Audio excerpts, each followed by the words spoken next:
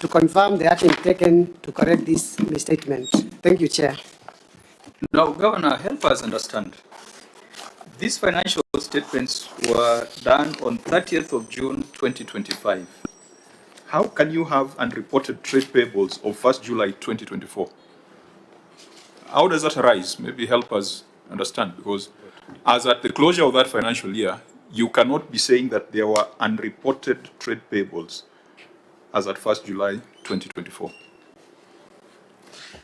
Chair, I request that you allow me to request the CEC Finance to give that explanation. Okay. Through the Chair. Thank you, Chair. As you can notice that 1st July of 2024 was the beginning of the financial year. So when you look at it critically, when we were casting this, we realized that as part of the tallying of the pending bills that were forwarded, this is an amount that ought to have been captured. So when we came to the end of the financial year, we noticed that the difference between what is in the statement of cash flow and the statement of financial position differs by this much, and we could attach a list of the pending bills that ought to be used to support this. So our discussion with the auditor is that to reflect a proper position of the payables, which is really the pending bills, we adjust it in the June 2026 financial statements, which is something we kept in view and we are currently capturing. Thank you. This is not a simple JV or reconciliation matter, Governor. This is a matter of recognition of debt. And there's no way you can close a year, then decide that your debt of prior years, which was not reported, and then you bring it on board. We had an entity here, I think it was Wajir, which did the same thing, brought in 1.4 billion of debt that did not exist before. And there was no process, there was no methodology for its recognition. And I think, members, we dealt with that. So what assurance do we have that this 278 million is not manufactured debt? Because if it's not in the financial statement and then it suddenly comes up, then there needs to be another process of recognizing it beyond just raising journal vouchers. Auditor General, can you give us an assurance, because that's your duty, that this 278 from where you sit, you can see it, and it is not manufactured, cooked debt? Thank you, Chair. This amount, we cannot confirm whether relates to commitments by the county, because we have not seen the breakdown, and we needed to have this breakdown so that we could do in-depth audit of the transactions and confirm the accuracy and the validity of the payables. So we cannot confirm at the moment unless we see the schedule and we carry out in-depth audit of the balances. Thank you, Chair. I thought, Chair, the CEC has said that that schedule is available and can show what this 278 million stands for. Is that what you indicated? Yes, what I said, thank you, Chair, is that this reconciliation actually can be obtained because it relates to pending bills, and our figure of pending bills, the reason... See. Yes. For us to be productive with time, okay. The audit query says an unreconciled variance of 278 million. Even if the governor is not the numbers person, the numbers person should have provided that reconciliation. And then that would partially, satisfy the committee. Is there any reference to a reconciliation schedule? Any reference to an appendix? So that we know the 278 million, what is it made of? Are they trade payables? Are they staff payables? Are they KRA? Are they pensions? What are they? We have no visibility. Thank you, Chair. This actually, we have a reconciliation. I'm just asking my team to extract through the governor.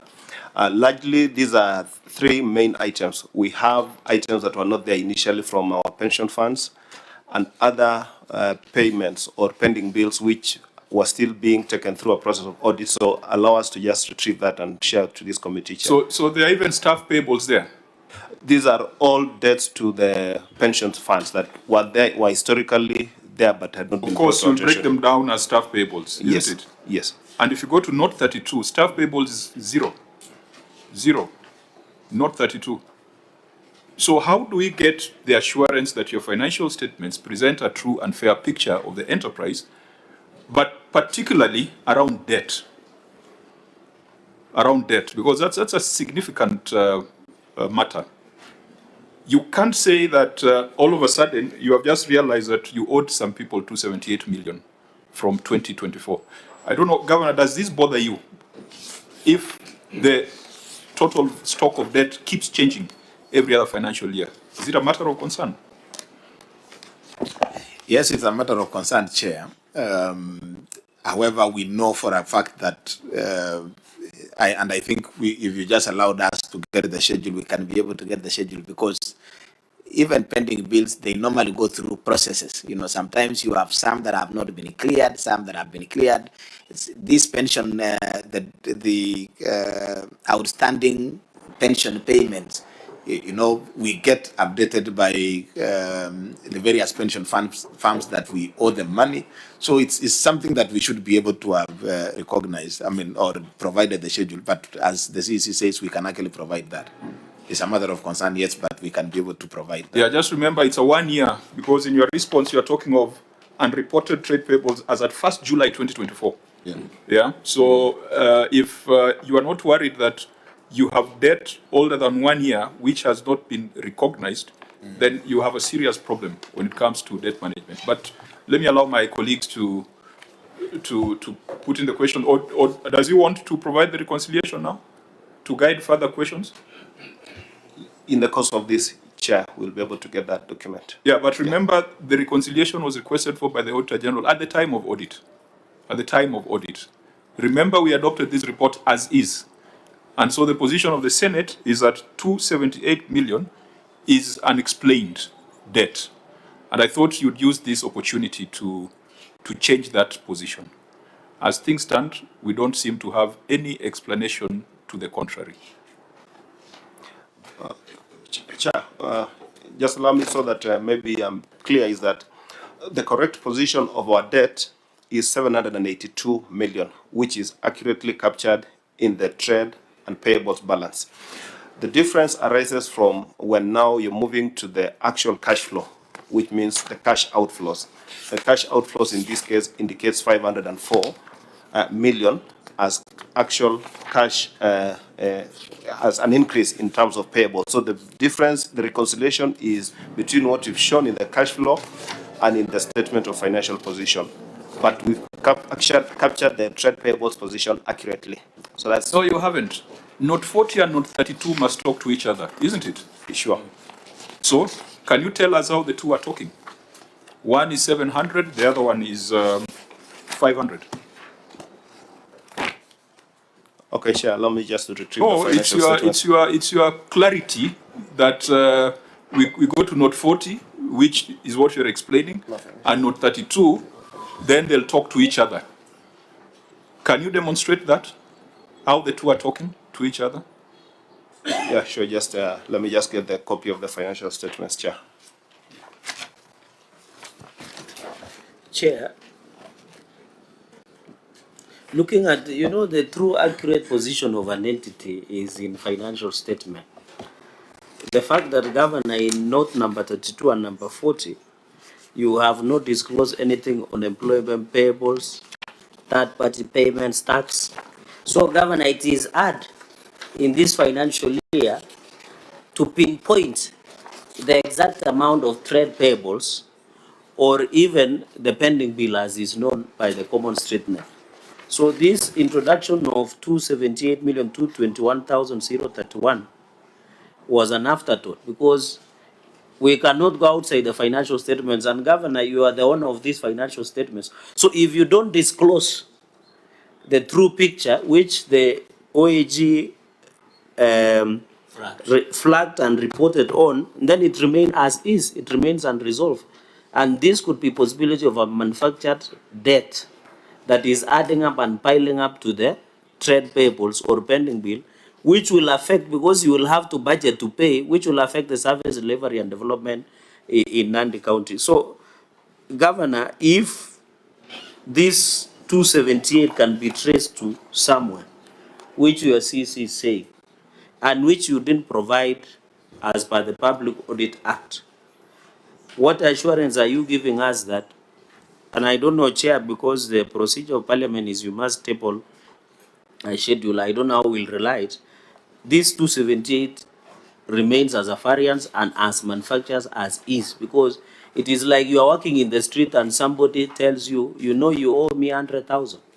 Then you say, okay, I owe you 100,000, let me add in my liabilities. So, Governor, what assurance are you giving us that this was not a manufactured amount, and where is the schedule? And if it is there, I thought the OAG should have seen that document, because Chair, section is it 34, 30, 32, and 35 Public Audit Act, it's an offense to deny during the audit period.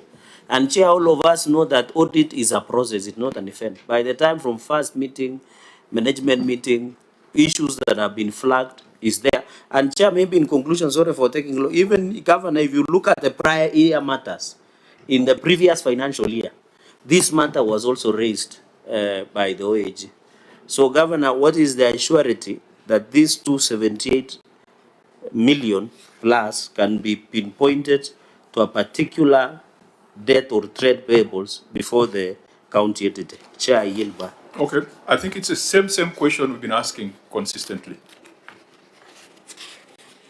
We had given you an opportunity to relate Note 40 and Note 32 because you're using that as your defense. Please proceed. Okay. Well, thank you, Chair, through the Governor.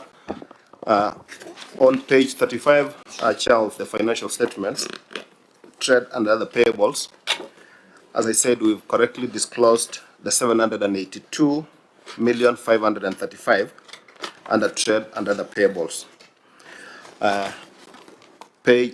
Note 32, that is page 72 of the financial statements, is the same figure, Chair, only that this hasn't still been disaggregated into the various components. What figure is it? 782,535,000. On page? That is page 72. That is now Note 32. No, Note 32 is okay. So go to Note 40. So now you go to Note 40. This is what we call cash generated from operations.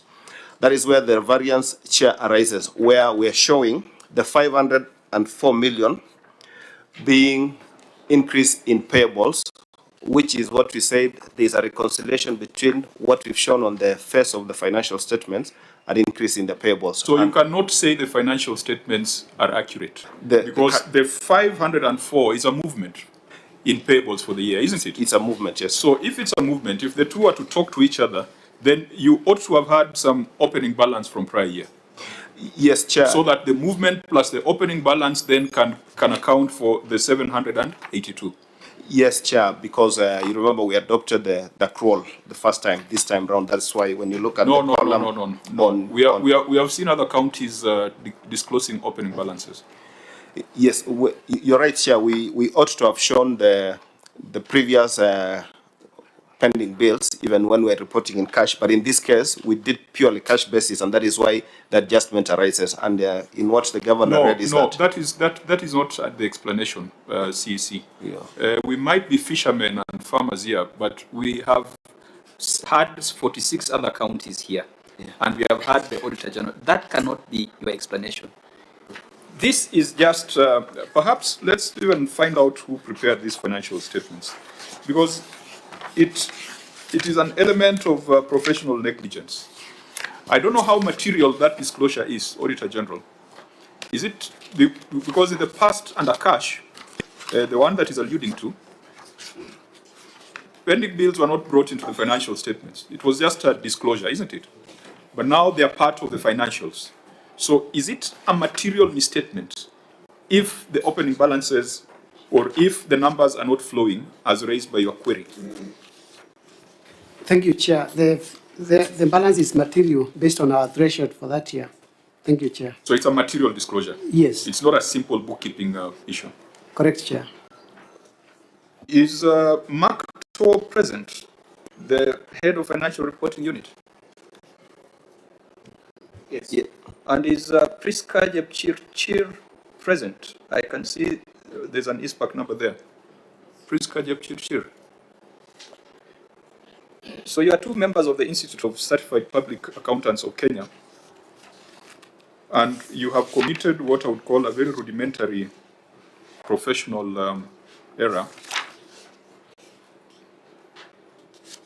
But the question is whether it's an error or the entity is manufacturing pending bills.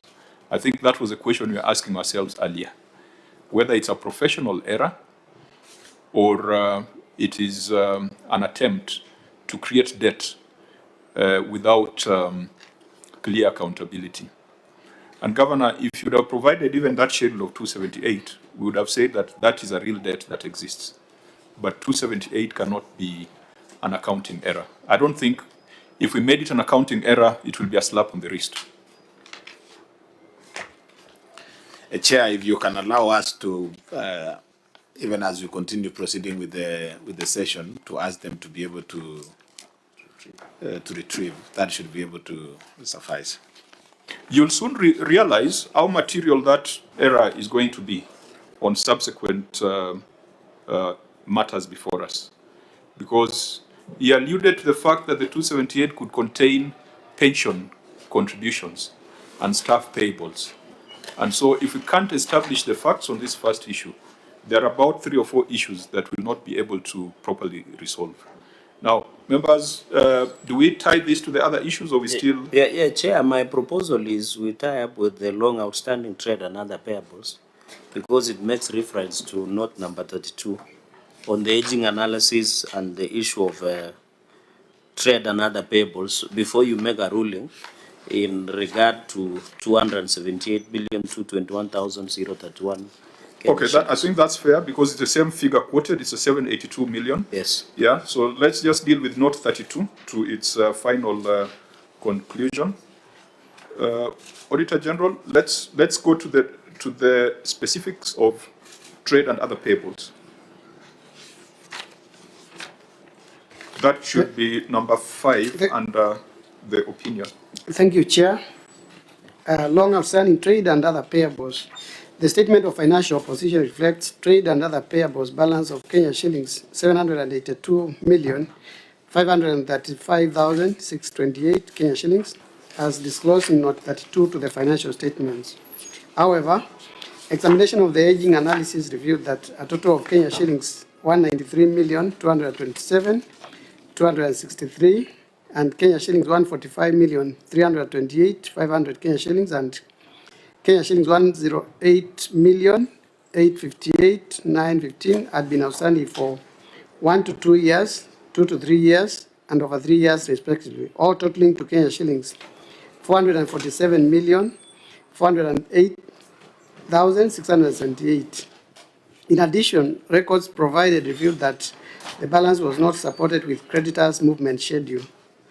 In the circumstances, the accuracy, existence, and completeness of the long outstanding trade and other payables balance of Kenya shillings 447,408,678 could not be confirmed. Thank you, Chair. Okay, Governor, just point us to the page number where your response is. Page number 4, Chair. Okay, you may proceed. The management response is that an agreement was entered with the controller of budget in relation to the payment of long-term payables.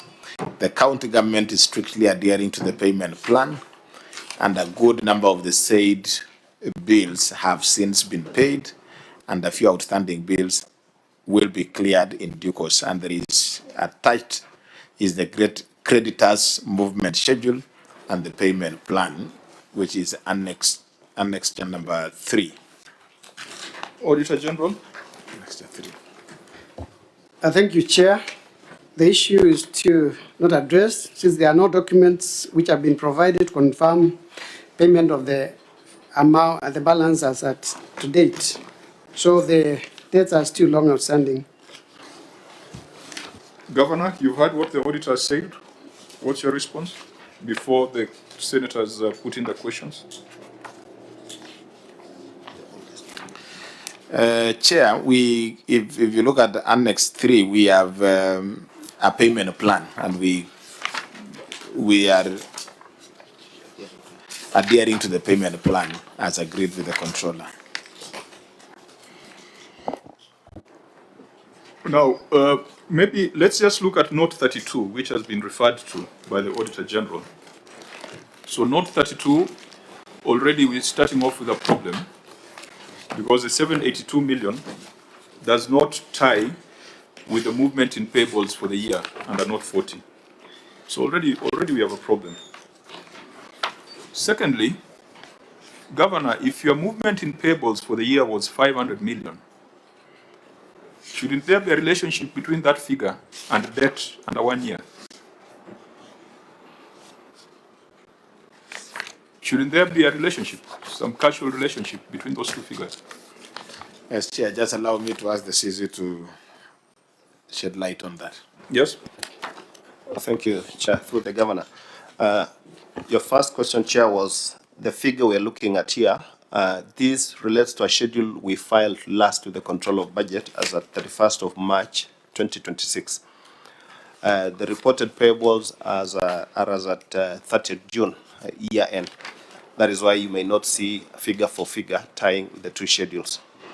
Number two, your question is whether there's a relationship between what we are paying, what we're showing as paying, and the movement on the statement of cash flow. The answer is yes. When you look at that note, that Annex 3, you realize that the total development bills paid. Annex 3, because I can't see it. I think you got me, you didn't get me exactly. Maybe let me rephrase. I was not making reference to your annexure.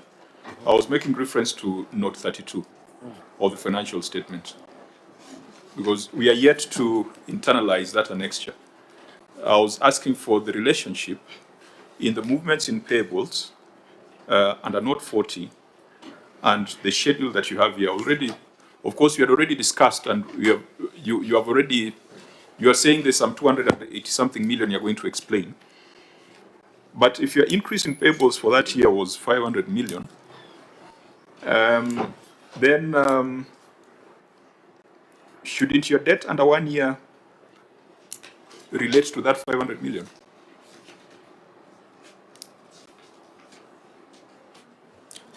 So, Chair, just refer me to where you're making reference to the debt under 1 year under the annex? No. Note 32 of your financial statements, where you have said your debt under 1 year is 335 million. Yes. And then in the other, in note 40, the increase in payables was 500 million. So I'm asking, should the two talk to each other again? They should, Chair. Let me just highlight one problem where we do aging manually as opposed to an aging where we would actually be driving an aging analysis from a system. So when you're tallying, when you're doing this aging analysis, we're actually relying on manual compilation of the outstanding debts as opposed to something that a system would generate. And that problem for us has persisted for long, that we've decided that we really need to just set in place the system, and we have our technical guys doing a system that will be able to really give us figures that are accurate, as opposed to relying on manual, which is prone to a lot of errors and casting differences. You know, you are cleverly defining a solution without owning up to the problem. Yes, Chair, that on the disclosure note 32, yes, that figure ought to represent the 504, which is a change in the year. Thank you. So now, you see, now when you look at that note 32, Governor, that's why I was saying that that first issue was so material. It will determine whether we are able to make progress or not. Your officer has even said that the aging might not be as accurate as it ought to be. But if it was a few millions difference, that would be fair. The difference is almost between 500 million and 335 million. Secondly, employee payables. Can you tell us, as a matter of fact, that Nandi does not owe anything to employees, be it pensions, be it statutory deductions? I know in the prior year there was an issue of non-remittance of statutory deductions. Can you, Governor, having taken the oath, tell us, as a matter of fact, that the way you reported employee payables to be zero, that is the real situation? That you don't owe anything, even pensions, even defunct authorities, etc. That can't be true. But We definitely do. But you have reported zero here. You see, we don't know anything. We can be blind. We can not know anything about Nandi. I don't know whether Senator Maruma has gone to Nandi. But by looking at your financial statements, we should be able to understand Nandi. Your financial statements are not giving us a proper picture of Nandi. And if ISPAC was here, we would have told them to go with their members for disciplinary proceedings. So how then will you pay that debt if it exists and it has not been brought into the financial statement? Through the chair, through the governor chair, it is true that we have debt to employees. The latest being even a statement we got from the county pension fund and the other local authority. There are usually two. However, Chair, the reason we've not been able to disclose and rather we've lumped everything under the 782 was we've had a reconciliation issue. It's been back and forth, but proper disclosure will require that once we are clear with what exactly is owed to KRA, what is owed to the pension fund, we break down that 782 million and not report it as a lump sum figure.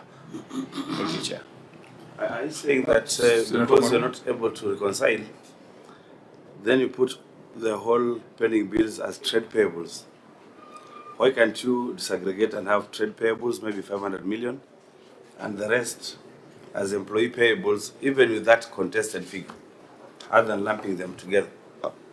Thank you, Chair. On the face of the financial statements, it's under a line called trade and other payables. So the note might be a bit misleading, but on page 35, it is recorded as trade and other payables. So in a sense, it captures everything without necessarily committing to a figure that we are still in the process of reconciling.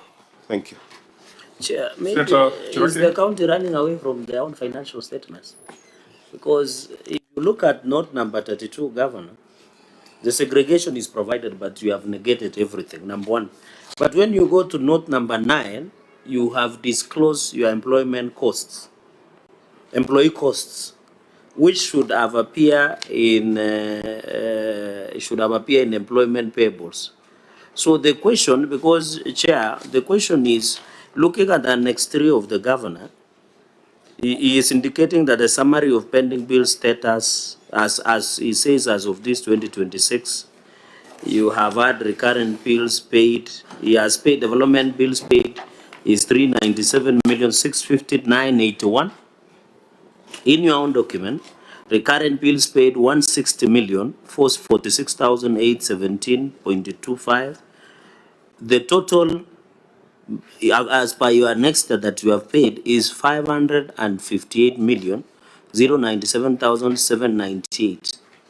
My question is, Chair, how sure are we with this credit movement schedule payment plan, which is a one paper without an attached schedule, to indicate the entities that have been paid, who are these, whether there is payment of multi-year projects that is ongoing, and on the recurrent bills being paid, does it resolve the aspect of unresolved prior year matters where this matter was disclosed? So, Governor, that would be my question 1. Question 2, Chair, even if you look at note 32 and note 32 and note 40, they are not speaking to each other. It's like Jesus Christ and the Satan. So my question is, this astronomical increase, Governor, now, Chair, I don't know, maybe you'll guide me with this. This growth of year under 1 year in segregation and aging analysis is 335,126,950. So, Governor, which one should we take? Is it on note number 40 or 504,314,600? I don't know which number will work with, Chair. I don't know, maybe you'll guide. So why that substantial growth within 1 year? Because, Chair, it can go back to the manufacture of 278 million that was manufactured in the first issue. Because this movement of pending bills, you know, this payment, there is an increment.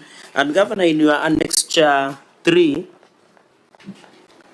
you have indicated that as of 2026, your pending bill is growing. It is now 993,223,845.95. So my question number 2, Governor, can you give us the nexus of this astronomical growth in the global view of the pending bill and this year one, because it's 48% as per the analysis, aging analysis chart that has been provided in note number 32 and also in note 40. And the growth, of course, of over 3 years, 2 to 3 years, 1 year. Give us the perspective, because we know pending bill is a very sensitive issue, Chair. You know, counties globally, the 47 counties, Chair, they owe our contractors, suppliers, and servicemen and women almost over 180 billion. So why this astronomical growth in the global pending bill that you have, or trade payables? And what is the nexus between note number 32 in the growth of 335 million and 504 million between note number 32 and number 40? So which one should we take it home, Chair? I yield back. Thank you. So that- Senator Morum? Yeah, so that maybe the governor can answer to both. I've looked at your Annex 3, and I've seen a letter to the Control of Budget dated 23rd October 2025. Please guide us how this payment plan would lead us to paying 782 million, because it's a paper that you need guidance for us to follow. This document, that the one that you're referring to as payment plan, forwarded to the Control of Budget, how would it guide us to how you will pay 782,535,628 from this plan? Please just guide us. Okay, Governor? Thank you. Through the Governor Chair, is that we filed this document to the Control of Budget as at 23rd October 2025. In filing, the advice that we have from the Control of Budget is that it is prudent to start paying from the oldest debts first, going to the newest. At this point, by the time we were talking of 23rd October, we had already, the pending bills had increased from the 782, which was as at end of the financial year, which was June, to 992 million, which was around the same October. So the filing was as at current period as that October. So when you see the schedule attached with the letter, it requires that we show per department what is owed. So you can see the 13 entities showing that in quarter 1, this is the amount that we paid. Quarter 2, this is the amount to be paid. So the 226 million was quarter 1, all the way to quarter 4 for development, and also for recurrent, quarter 1 to quarter 4. So the requirement is for both recurrent and development, you show different schedules. Every time before requisition, we then are required to confirm that we adhered to what we wrote and committed ourselves to, and that has always been the basis of the approval of the requisitions. So in essence, then the 992, the 782 is inside the 992 million. Thank you, Chair. Sorry, Chair. Where did you get 992? I have 993. Or this is another document I'm having. The one you are having, the creditors movement. You see, members, one thing we must agree on is that if the financial statements are not accurate, then we are not going to make any headway in this conversation. And there have been various admissions by the county of things that they ought to have done that they're going to do, things that they could have done if they had better technologies. And maybe to put it in context, because we also need to go to another issue which will demonstrate the same problem, is that this year, Governor, you had 7.813 billion in terms of receipts. And you have reported here 782 million as trade and other payables. Having looked at other counties, it's not bad, it's not alarming, because there was a county that was here with 4.5 billion as trade and other payables, because that's about 10% of your total receipts. However, we cannot vouch for the authenticity of that number. Because as you have admitted, opening balances were not disclosed. As you have admitted, the aging is incorrect. As you have admitted, you did not disclose things like staff payables. It appears as if the county does not understand what it owes suppliers and staff. So I would have been very happy to congratulate you for having some of the lowest debt to revenue ratios. But we can't get there. We can't get there. When your own team is the one that is poking holes into the numbers. So, members, I don't know whether you want us to ask questions on the basis of a note and a figure that the entity itself has discredited. Because you have discredited it. That's why you have said you're going to make adjustments in the next financial year. That's why you have said you need better technologies to age. So even if you ask you questions around aging, already you have admitted that you have done the wrong thing. So members, from that perspective, how do we prosecute this matter? Because it, you have incorrectly prepared financial statements. Chair, and therefore, even the people who prepared financial statements before sign-off, they must have delegated their duty. Because if the governor is alluding to not owning up per se the financial statement, then it goes back to the people who've prepared. And I think this is what we call professional negligence that must be handled. So even as we look at the authenticity of the trade payables, the pending bills, so that Kenyans can understand easily, the people who prepared the financial statement committed a serious cardinal sin by not disclosing the true position. Because if we were not very keen, Governor, we would not have noted these discrepancies that we are noting with financial statements. So, Chair, I think even as we look at OAG looks, because I had also asked the Governor about the schedule of the payment of these 558,097,798 in attaching to show that movement or payment. And also the CC has said that they paid all the pending bills. So we can't see here. So it is hard even to know who was paid then, how much was owed. So Chair, as you ordered the variance that we noted in 278 million plus, and on this one, the movement between not 32 and not 40.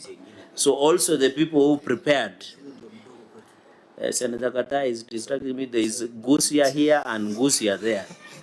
I don't know whether they are related, the Ngusia, the OAG, and the Ngusia or Sergeant Advance. But the Chair, just in noting in your ruling, you must refer the people who prepared this financial statement to ISPAC. They must be held accountable for making what we call a year one accounting error. Chair, I yield back. I think to avoid any fear or any perception that there could be mischief on the part of the Senate, I want us to contextualize the problem that Senator Cherargei is describing, again, by looking at how you handled deposits and prepayments.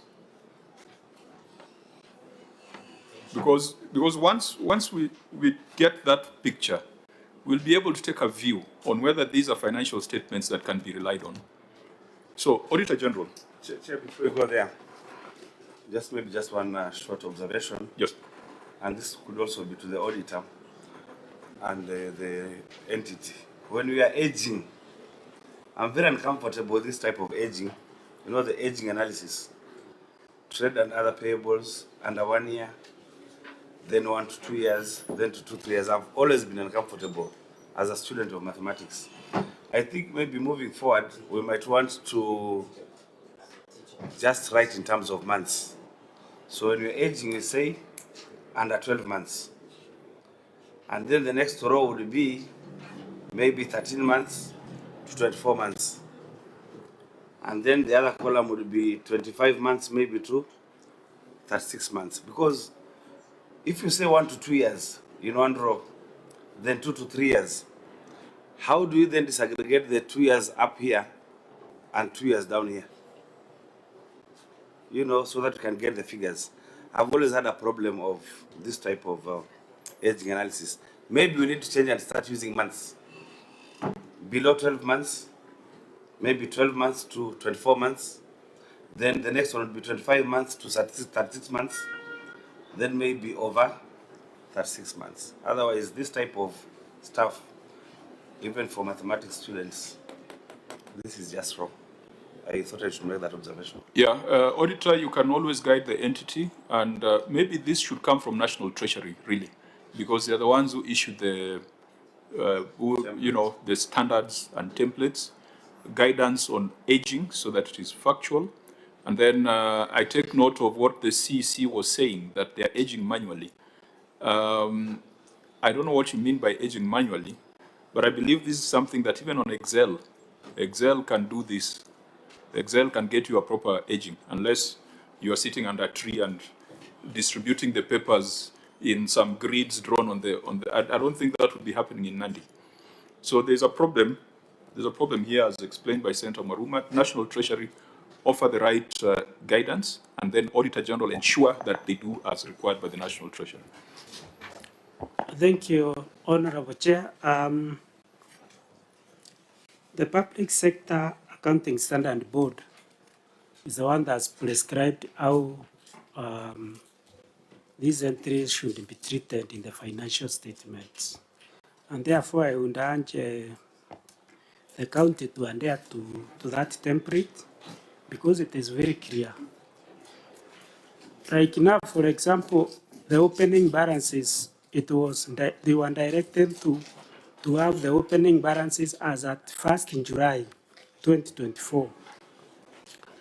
To pick the balances they closed the year with in June 2024 and carry them as the opening balances for that year. So you can see the template is blank. There is nothing that is put there. So I would urge the county to adhere to the template, and they'll be able to minimize all these errors. Thank you, Chair. Okay, that was an observation on the aging practice. The members, I want us to look at the next matter, which is explained in note 33, so that we can take a view on the accuracy of these financial statements. And you'll still be free to ask questions that cross-cut from note 32 to note 33. Auditor General. Thank you, Chair. I seek your guidance. Which paragraph, Chair? The deposits and retentions. Okay. Thank you, Chair. Unsupported fundable deposits and prepayments. The statement of financial position reflects nil balance in respect of refundable deposits and prepayments as disclosed in note 33 to the financial statements. However, the supporting schedule reflects Kenya shillings 62,967,157.59 Kenya shillings, resulting in an reconciled variance of Kenya shillings 62,967,159 Kenya shillings. In addition, it was revealed that the county executive operated deposits and retention bank account at the Central Bank of Kenya with nil balance as disclosed in note 21 to the financial statements. The account was intended to hold deposit monies for payment to various suppliers and contractors. However, the cash book and bank reconciliation statements for the account were not provided for audit verification. In the circumstances, the accuracy, completeness, and validity of the nil deposits and retentions balance reported in the financial statements could not be confirmed. Thank you, Chair. Governor. Chair, the nil balances arise from the fact that a significant portion of the retention monies was reported as part of the closing balances in the county revenue fund. A prior year adjustment will be undertaken to rectify this position, and appropriate measures have been instituted to ensure that the matter is accurately addressed going forward. Thank you, Chair. Auditor General. Thank you, Chair. The issue is still not addressed. The action proposed by management will be confirmed in the audit of the 2025-2026 financial statements.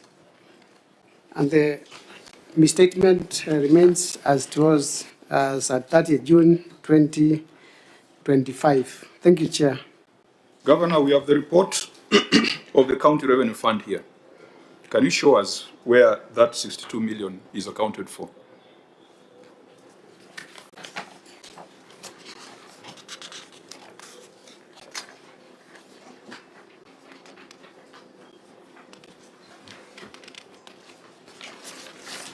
Yes, proceed. Thank you, Chair. Through the Governor, is that this, as the explanation goes, is that we've not been, we've been leaving the retention money as part of the CRF balances, but you will not find it broken take down. us to this is a CRF. Yes. This is a CRF, because today's meeting was to look at the three. Yes. So you have made reference to the CRF, and you are saying a significant portion of the retention monies was reported as part of the closing balances in the CRF account. This is a CRF report. Demonstrate to us where the 62 million is. Yes, Chair. I'd wish to just make an explanation through the Governor on that. Just make reference to the CRF, because the response makes reference to the CRF, so that we are dealing with facts. The Governor said it was reported in the CRF. If we find it in the CRF, well and good. We go to the next question. Thank you, Chair. It's reported in the CRF, but not as a standalone figure of retentions. We've not separated in the CRF. Where, in which line, on which page is it included? So basically, Chair, any money that has gone through the CRF would then mean that it will be translated and paid to suppliers. Any balance that is in the CRF would include the retentions that really will be transmitted. Okay, what is that global balance that includes the 62? You see, Governor, I think you must be concerned. It appears as if someone wrote for you this response. Of course, you'd rely on your technical people to do this response, which I understand. But they must also write responses that make sense. If you tell us the money was accounted for in the County Revenue Fund, this is a statement of the County Revenue Fund. Just show the Governor so that the Governor can show us where the 62 million is. Because in the report of the Auditor General, the Auditor General says you retained 62 million, but there was zero in the account, which means the 62 million was stolen. But if there's another explanation, show us. Okay, Chair. So this has been the trend of activity. Initially, we used to maintain a retention account with the commercial bank. Courtesy of the advice from the Auditor General, it was advised that that has to be maintained with CBK. So we closed the retention account at the commercial bank, paid out all the retention monies. We opened a CBK special purpose account for purposes of retaining and transferring the money. The practice has been, since we opened, what ought to happen is that as we pay the supplier, we then transfer the retention money to the retention account. But we've had a mapping issue. So effectively, for the suppliers that we've been able to retain, we've only paid them 90%. 10% still remains unpaid. As soon as then we're able to fix the mapping, from our balances, what we receive from Exchequer, we'll still have to earmark and put it aside and transfer the whole amount, including the arrears, to that retention account so that we're able to pay. I'm sorry, Governor. This committee is driven by facts. If there's a fact in the CRF, please point it out. If it's not there, then let's go to note 33. Because I thought we'd get some salvation there, but let's go to note 33. So, Governor, what have you reported as customer deposits, prepayments, and total deposits in your financial statements?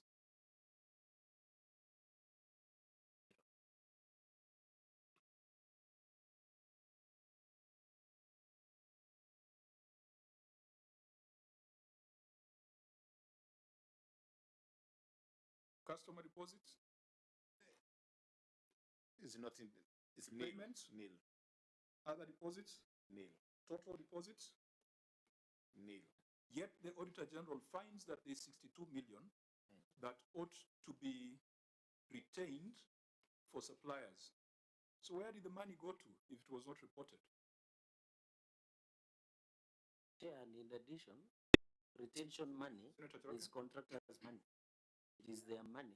So if it is not there, it was probably stolen or misappropriated. Because even looking at Governor, in addition to what you have asked, even looking at note number 21 and 21A or detail, even on special purpose account that the CCM Governor is alluding to, does not add up.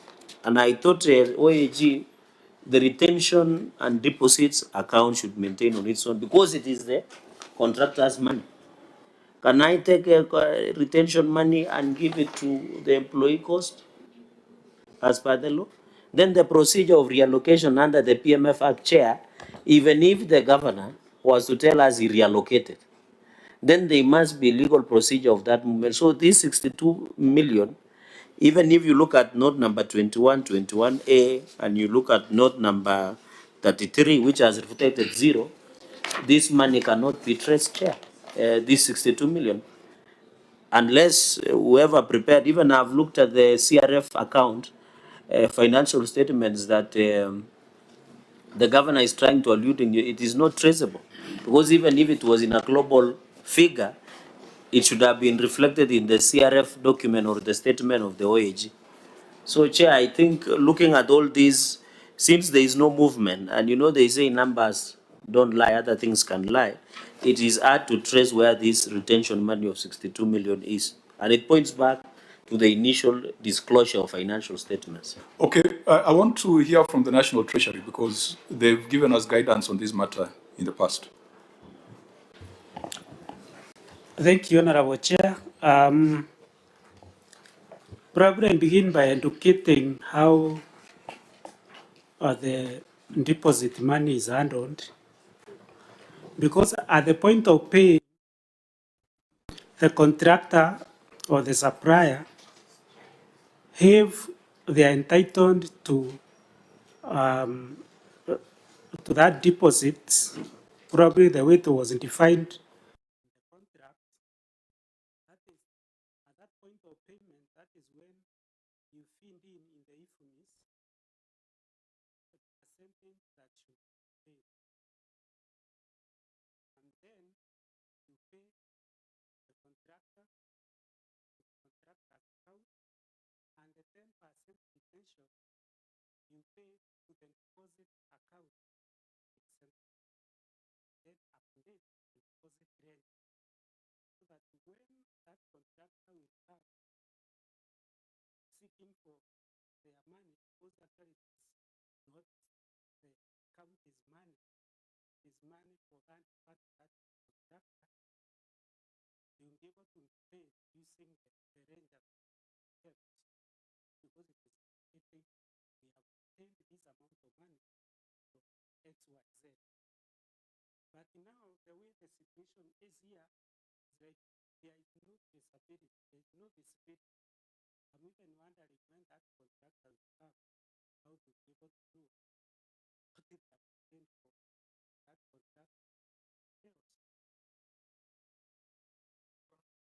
You have heard the concerns from members of the National Treasury. You have correctly read your statement. There is zero, but the auditor has found this. How do we? What is your view? I know in the 11th Parliament where we do in the Senate. So assuming you are sitting where I'm sitting, what would you make of this?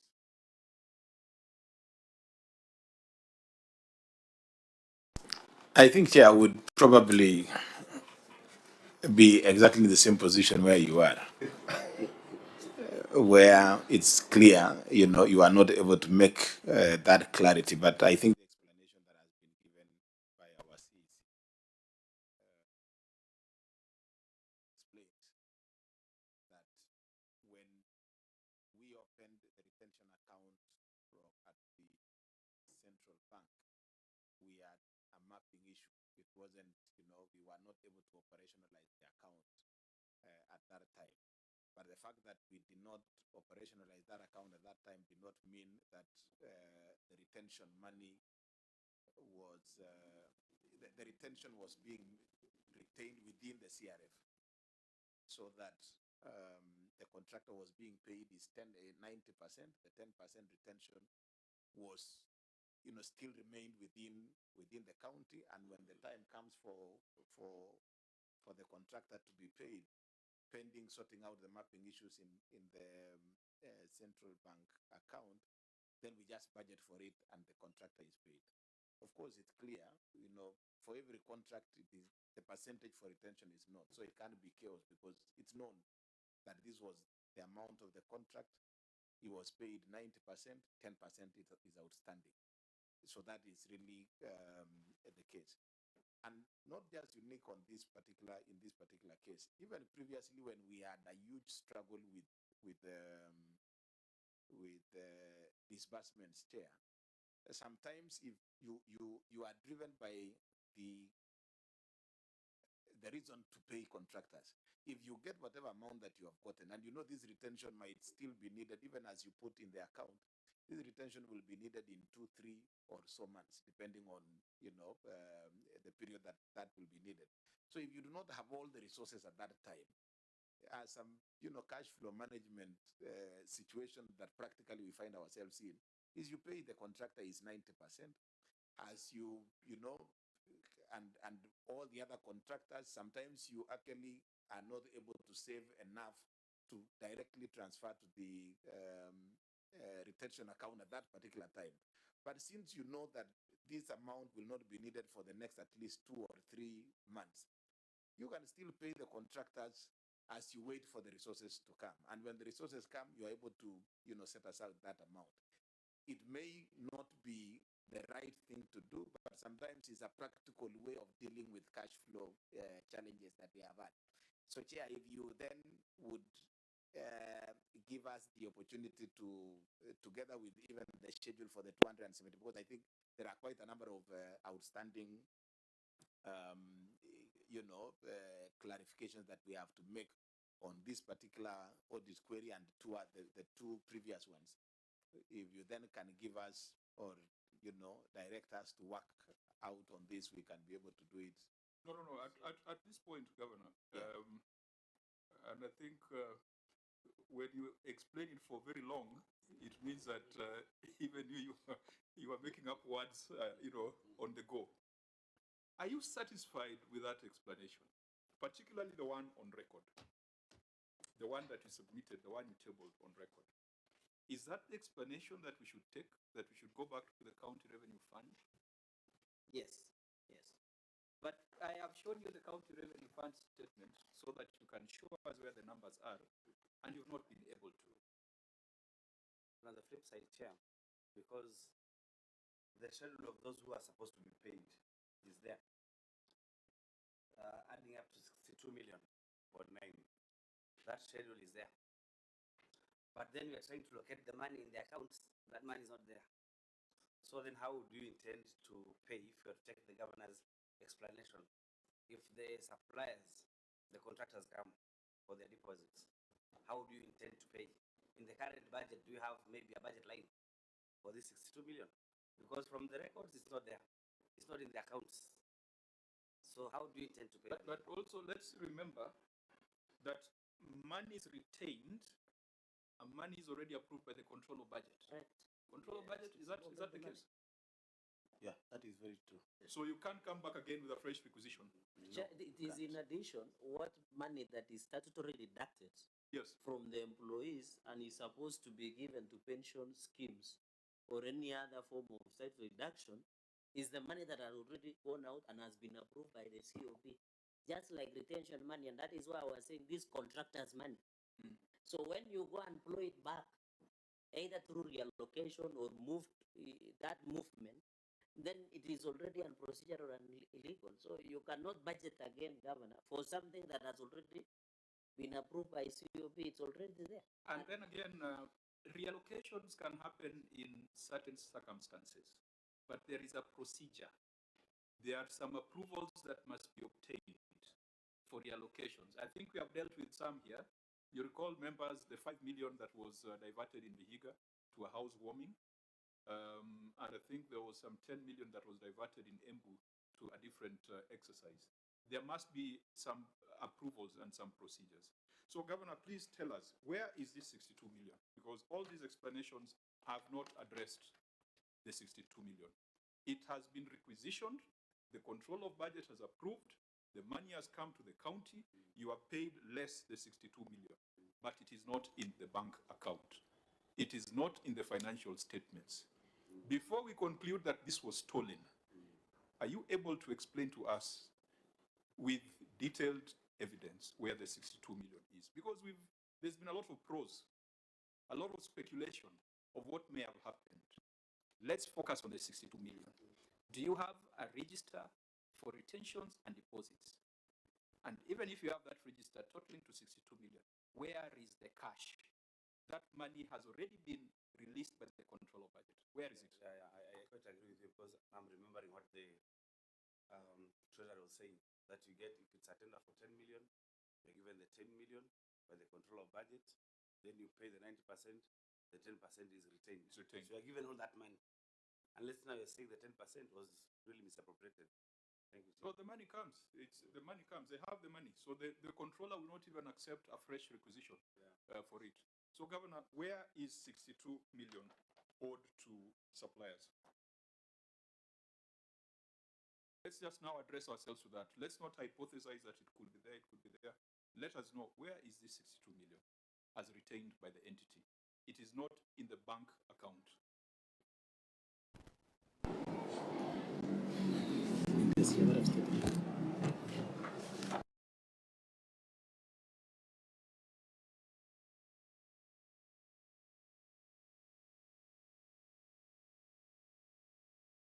is not reported in note 33, is zero.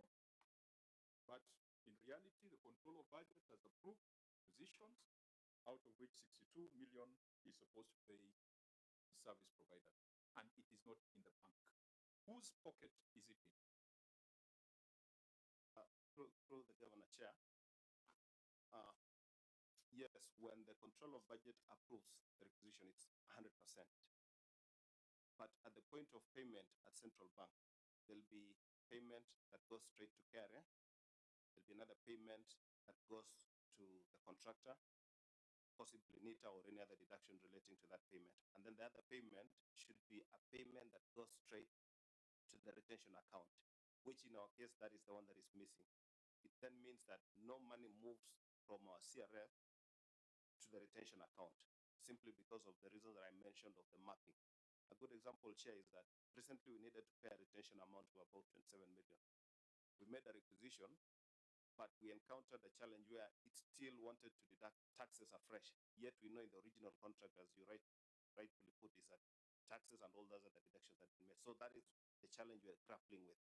Now, what that means is that the 10% remains unpaid out. It's not that it was wired anywhere. Where does it go to? It still remains in the CRF.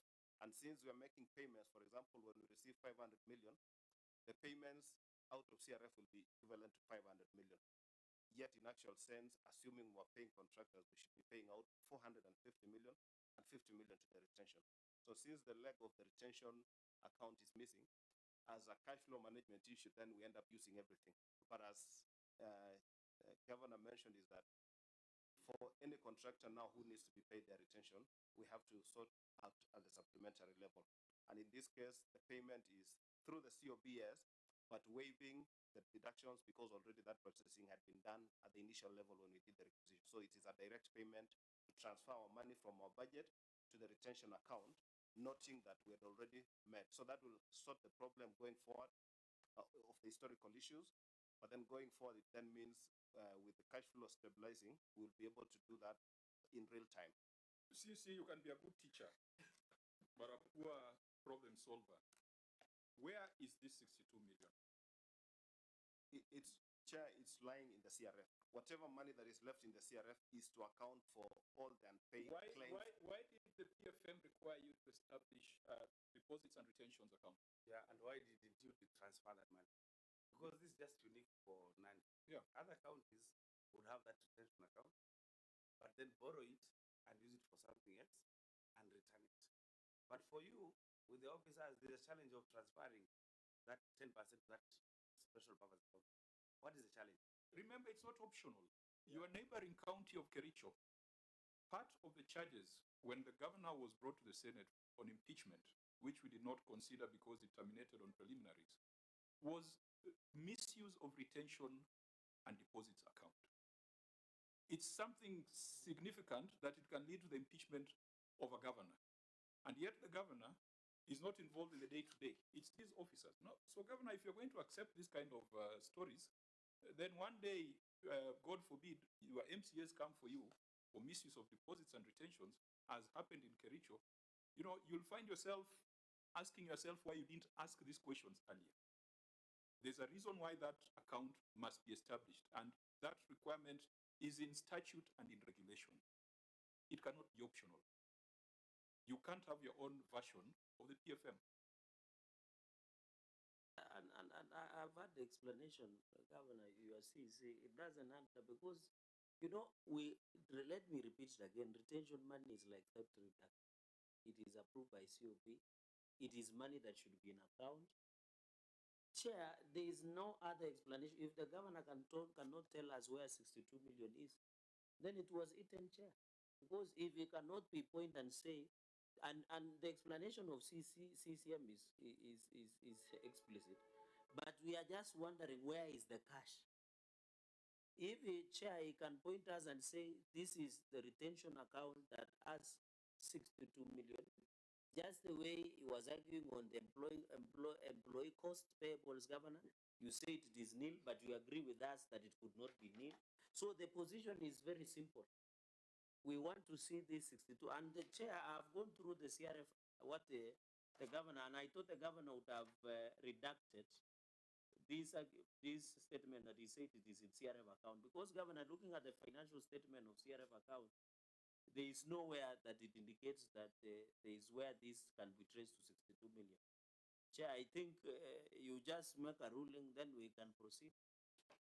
Maybe just to, as you respond, Governor, your officer said that you initially operated a commercial bank account for retentions, and then you advised to open a central bank account. That's a position. And you're saying that sometimes the auto allocation at the point of payment does not work because of the account. Why? And yet here the auditor says that the executive operated deposits and retention bank account at the Central Bank of Kenya with nil balance. So you have the account at Central Bank. So why would you tell us that tax can go, SHA can go, but retentions cannot go? That you don't have an account, and here the auditor confirms you have an account. Yes, Chair. Yes, we opened the account recently with CBK. So what we're dealing with is just the mapping issues at IFMIS level, so that then it goes just the way SHA goes. And recently is when? Confirm this year. Yes, this month of July. Within this financial year, I'll confirm exactly. No, but this was established in the last financial year. So you see, if it disqualifies the long arguments that you made, that the money will not go to retentions because of lack of a bank account, and then it goes to general CRF. Please help us also, give us explanations that can help us understand the process, because you're the technician. Yes. But if you're going to mislead us, I think the governor knows the consequences of giving misleading information to Parliament. Yeah, recently, is it in the financial year 25-26? Because you're dealing with the financial year 24-25. So when is recent? Recent, Chair, is towards the end of 24-25 financial year. That's about, give it June, thereabouts. I think we are being too casual. Governor, we are being too casual on numbers. I wish you could have some sense of seriousness about this, because if you would have asked me to give you time to go and compile your retentions register and to reconcile payments that have been made and to go back and ensure that your account is funded, that would be a better position. But if you try to explain, giving us stories that make no sense, then I think we are taking the Senate casually. Chair, through the governor, is that whereas in the past we've not been able to make these retentions because of the cash flow issues we've said, our undertaking is that now that we have the retention account, beyond the 62 million, we'll be able then to compute all the amounts that are due for retention in terms of, because we only retain for contracts above 5 million, then we're able to file and make a provision in the budget so that the entire amount is swept, because the position is that we only paid out 90%, the other 10% went into other payments, as it were, in terms of it is money in the account, so you end up paying next contractor, you pay an extra contractor instead of... So you have not even demonstrated a single contractor who has been paid the 90%. Paying 90% is not a problem. Our concern is that money ring-fenced for its intended purpose? And ring-fencing it means that you've got a certificate from the bank that the 62 million is in there. Whether you pay 90% is neither here nor there, because you can hold that money for 3 years. There's nothing wrong. It's a supplier who should file, isn't it? If the contractor does not file, then you can't pay. So that's not our problem. Whether you paid 90% or 80%, or whether you've paid nothing, that's a different problem. Here, you have deducted, but the money cannot be traced. That is a problem that we need to address ourselves to. And traceability of the money. And you know, Chair, we're dealing with 24-25 financial year. So most of the contractors have completed their defect liability period. So are you paying them after the lapse of that period? From which budget are you paying them in the 25-26 financial year? Well, thank you. Through the governor, is that, well, we are lucky that most of our projects are really small projects, 2 million, 4 million, 3 million, which we don't retain. So oftentimes that is 100%.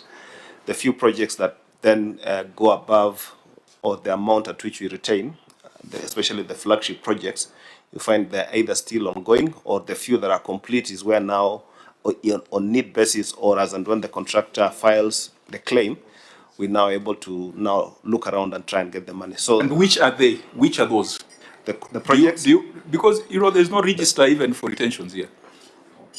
Well, we have that, Chair, we could provide. An example is we did our hospital. The contractor has now filed with us retention. Do you know the contractors you owe retention? Do you know that? Yes, we know. Do you know them? Yes.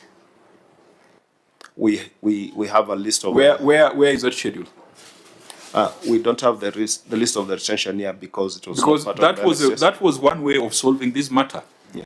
To demonstrate that, yes, you know the people you owe 62 million. Yeah. So even if their money is in CRF, but you know. But you have come with nothing. Actually, Chair, my reading of this query is that the audit has found from that supporting schedule of 62 million for the people who are owed the deposits. But then the money is not there. I think that schedule must be there. It's there. Yes, Chair, the schedule is there. We know who owes us. It's only the money. So how do we conclude about the money?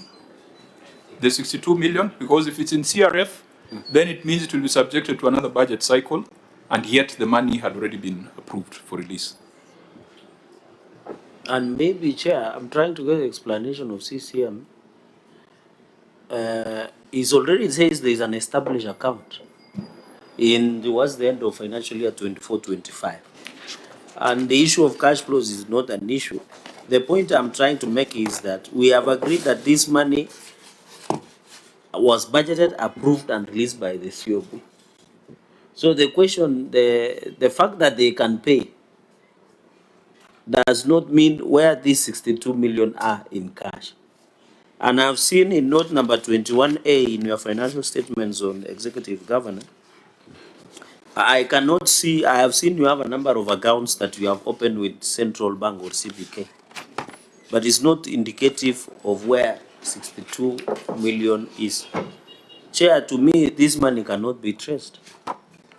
Because long and short, and the chief officer of finance and the one on the retention and deposit register, which I don't know, OAG, did you see the retention and deposits register in the course of your audit anywhere through the chair? Sorry. Through the chair? OAG. Thank you, Chair. The amount in this query, number 2, was based on extracts from payments that were made towards the end of the financial year, before the expiry of the defects liability period. So this amount is based on the payments, not a specific schedule prepared by the county. Thank you, Chair. Now, members, we probably need to make progress and go into the other significant matters that have been raised there, but we need to get out of this issue of inaccuracies of the financial statements. And Governor, I think this long conversation has indicated that on the face of it, your financial statements are inaccurate. They do not provide a true and fair picture of the organization. We have looked at trade payables. We have seen that there was a significant non-disclosure of opening balances, 278 million by your own account. But you have further put it on record that you are aging. You accept that it might not be accurate due to the manual nature of your computations. You have failed to disclose staff payables. You have failed to disclose your deposits, prepayments, and retentions. You have failed to provide the bank certificates to show where the 62 million is. There is serious inaccuracies, there's serious misstatement of your financial statements. The CPAs who prepared these financial statements, CPA Mark Toll and CPA Priska Jepchirchir, is there any reason why we should not refer you to the professional body for disciplinary action for the inaccuracies and misstatements that have been confirmed in these financial statements? I think if they're in the room, they should, before we give them the opportunity to explain themselves, before we make that conclusion. That's on the professional negligence. Of course, there'll be other conclusions on the numbers. Chair, so as you rule, I thought you, as the two lady and gentlemen explained their position, this inconsistency has created us not clarity on variation of 278 million. The initial one, the clarity on the pending bills, that is loan outstanding trade and payables, that the governor was trying to explain of 782,535,628 shillings, and also now 62 million that was supposed to be meant for retention and deposits, 967,159. Chair, cumulatively, this one comes close to 1 billion plus. So you might also want to rule on that issue of that variance, that the materiality and the net effect, in as much as the inaccuracies of financial statements. Chair, I yield back. Okay, let's dispense the professional responsibility, because we sometimes want to fry the governor, who is an advocate, I believe, in good standing on financial reporting issues, which are done by experts who are members of a profession. So the two CPAs, are they in the room? CPA To and CPA Jepchirchir? Yes? You have followed the conversation, you prepared this financial statement. It contains significant inaccuracies, significant misstatements. Why should we not report you to the professional body for sanction? Why should we not make a conclusion that you're unfit to hold public office? Because that is an option that is available to us under the Public Audit Act. We do not want to condemn you unheard. That's CPA To. Yeah, proceed. Thank you very much, Honorable Chair, through the Governor. Usually, when there is an error in the financial statement, preparation of the financial statement, the law allows a time frame for the amendment. And now we have indicated that in this year, the financial year 25-26 financial statement will make adjustment in regard to the 278 million, which was omitted at the beginning of the year. Is it your view that those are material misstatements and material inaccuracies? Yes, they are material, sir. Yeah, because what you're saying casually is for things that are not material. If you make a material misstatement, and then you go ahead and sign that the financial statements present a true and fair view of the enterprise, then what you're saying cannot be of use. So if that's all you've got to say, it's okay. We will ask ISPAC to look at the matter. CPA Jepchirchir. Thank you, Chair. In addition to what Mark has said, we've taken corrective measures to address errors that occurred in the financial year. What has he said? I think speak for yourself, because you don't share an ISPAC number. Everyone has their own ISPAC number. Okay. Thank you. On the issue on retention deposits and account, we've taken, I've personally taken corrective measure to ensure that the account is well mapped. And in the current financial year ending 30th June 2026, we've been able to wire deposits as and when we requisition for projects that are due to be retained, and the auditors will be able to verify this. So that's in mitigation, but you agree that there were serious misstatements and inaccuracies in the financial statements? Sure. On retention, it was a challenge of us moving from the commercial account to the CBK account, which gave us a challenge of mapping, but we were able to be assisted by National Treasury, and our account is now active and well able to take care of retentions. Well, it's like stealing my bicycle and returning it. I don't know whether the law will let you off. The theft must be dealt with. Returning it is at another level. So, members... Chair, maybe the two officers saw in this, because these are basic errors. So, the governor take administrative action or you order their retraining? Because I remember in the last, we had an argument, and the head of supply chain then and Mark, so we had similar issues that were reappearing on the signing of financial statements. And if it points, and Chair, and you know, Nandi, where I come from, and like your place, I know where you come from. When you throw a stone, you could hit a professor. We are fairly doing very well. So my only concern is Priska and Mark saying, do they have challenges of capacity? Because I know the problem, Chair, and Governor will agree with me, is most of these things are prepared by junior accountants. Because the lady and gentleman are wadosi. They just come and sign and go away. They don't go through the financial statements.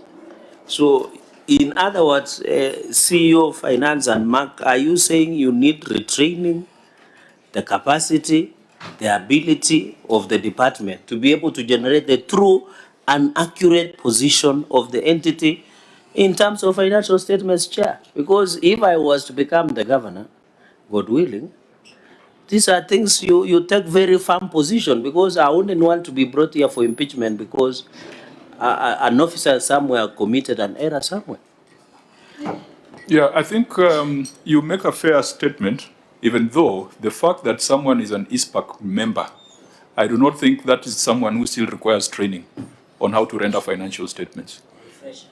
Unless the standards have been lowered at the Institute of Certified Public Accountants. Chair, it's like our profession that when I do a plaint, a basic, and Senator Dulo will understand, and the governor, if I fail to do, for example, to draft and draw an affidavit, you know, that's a basic error for any law student in year one. So unless the refresher maybe, you don't know, or retooling, I don't know. Thank you, Chair.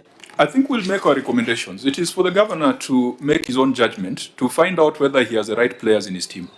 And I don't know, from his body language, he seems to be quite comfortable with his people and the long stories that they're telling the Senate. At the end of the day, it is between you and the people of Nandi. But for us, we must insist that things that are required by law must be done. Retentions, deposits, if you deduct, they must be provided for. It does not matter whether you are doing it from tomorrow. That money must be found. In fact, I think this is an area, these are some of the investigation areas that ESCC has been very useful on in this committee. 278 million in terms of pending bills, they cannot just come from the air. There must be continuity between closing and opening balances. So all the explanations that have been put here have not given us that assurance. And Governor, I believe if you are sitting where I'm sitting, you will probably have a similar perspective. I just wonder what usually happens when our colleagues sit on that side. Sometimes the perspective changes a bit. But it is upon you to take administrative action. It is upon us to specify professional action that should be taken, and also criminal action or investigations that ESCC must undertake. Reverend, you wanted to say something in closing? Chair, I was just wondering whether my colleagues are in good standing in their professional body. Maybe we can confirm that. Yeah, I think we had done a check. They are in good standing, and that is why now we need to ask ISPAC whether they lowered their standards. I think people must now start taking responsibility. And we are moving beyond just blaming the governor for everything. If there's a professional in the enterprise, he must take responsibility. See, you responded to most of the financial matters. Are you also a member of ISPAC? With an ISPAC number? Yes. What's your membership number? 9500. Lux, please put it on record so that we can also, because if you're a member of ISPAC, I know the law does not require you to be an ISPAC member if you're a CC, but if you are a professional in that position, then you have some responsibility, a higher responsibility that you must aspire to more than everybody else. Now, members, we can proceed. And I agree that with your position that, you know, most of the staff, when they come with the governor, they think governor will carry out the blame.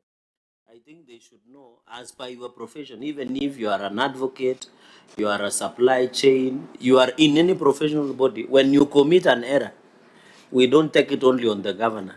They even human resource, they must be held accountable. And this should be a lesson. I know in the last engagement with Nandi, we had not taken this position as a county where we go individually for a specific profession outside the accountability being held against the governor. So I think members of staff who normally come with the governor should note that despite that the governor will be held accountable after taking the oath and tabling the management responses, the individual professions must be held accountable. And I hope it will bring sanity among our counties and also bring seriousness in terms of accounting in our entities. Thank you, Senator, for that emphasis. Unless, Governor, you have something to say, we will move to issues of HR. In HR, in the prior year, there were 14 audit issues that were raised, and we will come to prior year issues to confirm whether they've been addressed. But let's deal with what was reported in this financial year. The numbers, variances in amounts between payroll and employee costs. Auditor General, please read your finding. Thank you, Chair. The statement of financial performance reflects employee costs amount of Kenya shillings 3,372,701,751,000 as disclosed in Note 9 to the financial statements.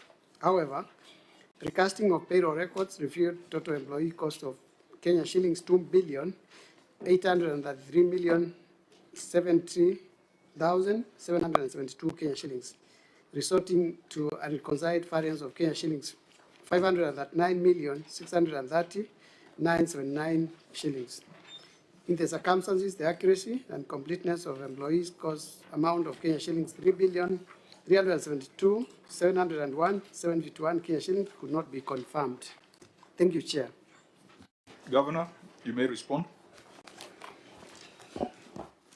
During the financial year 2023-2024 financial year, the county experienced delays in settling the month of June gross salary and associated statutory staff deductions for the month of May due to the late release of the June exchequer disbursements by the National Treasury. Consequently, these obligations were settled in the beginning of the financial year 24-25 financial year as an expense.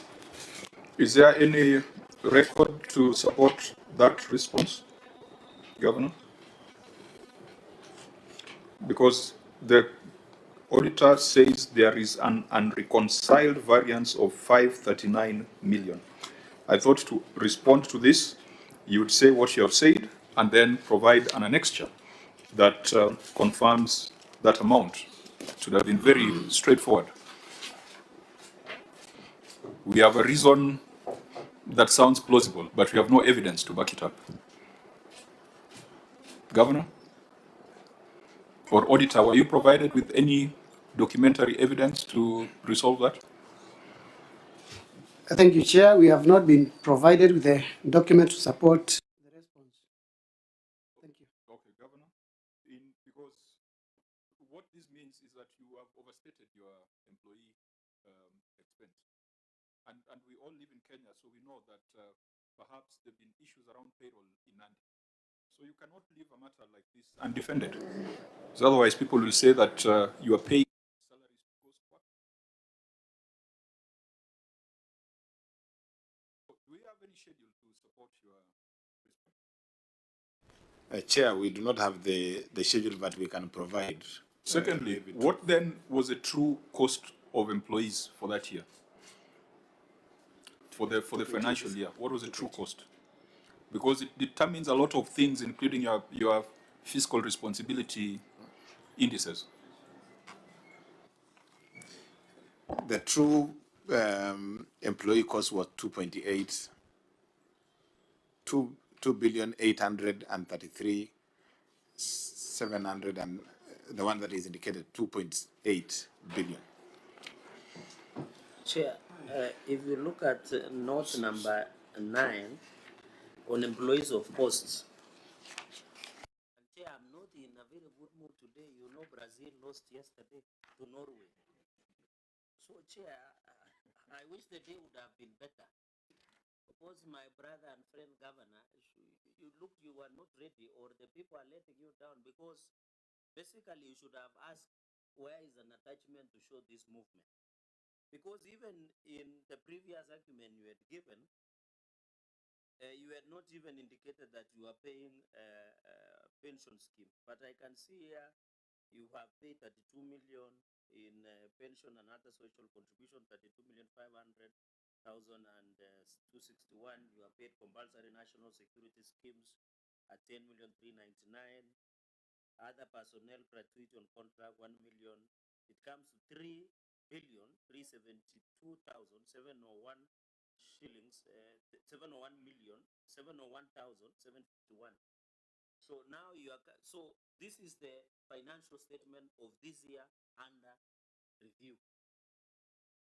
So when you tell us about the true actual cost of 2 billion plus what you are indicated on record, where is it? Because, Chair, I agree with you. If you want to know how Nandi looks like, you don't need to know Cherargei or governor.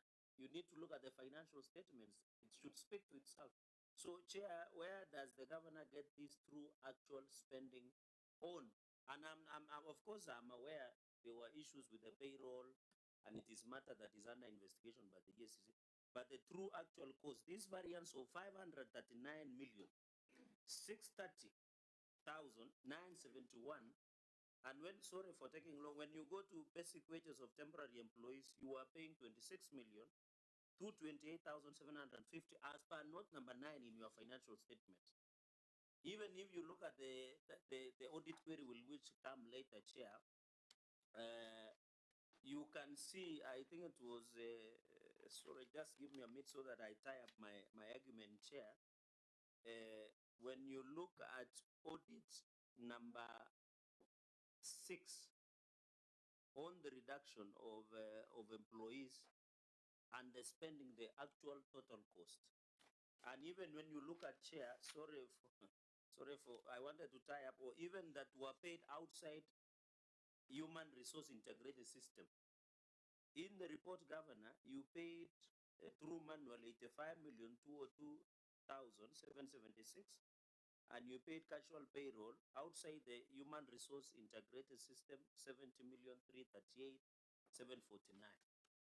This is huge amount, and therefore, when you come at variance of 539,630,979 Kenyan shillings, Chair, then the governor should assuade us not to believe that they were post workers that were paid. That is why they could not trace 539 million. So can the governor assuade us not to believe that the payment outside the human resource integrated system of casual and temporary employees as disclosed under note number 9, can he rest that so that it becomes easy to proceed? I yield back the mic, Chair. Okay, Senator Maruma, so that you can answer jointly.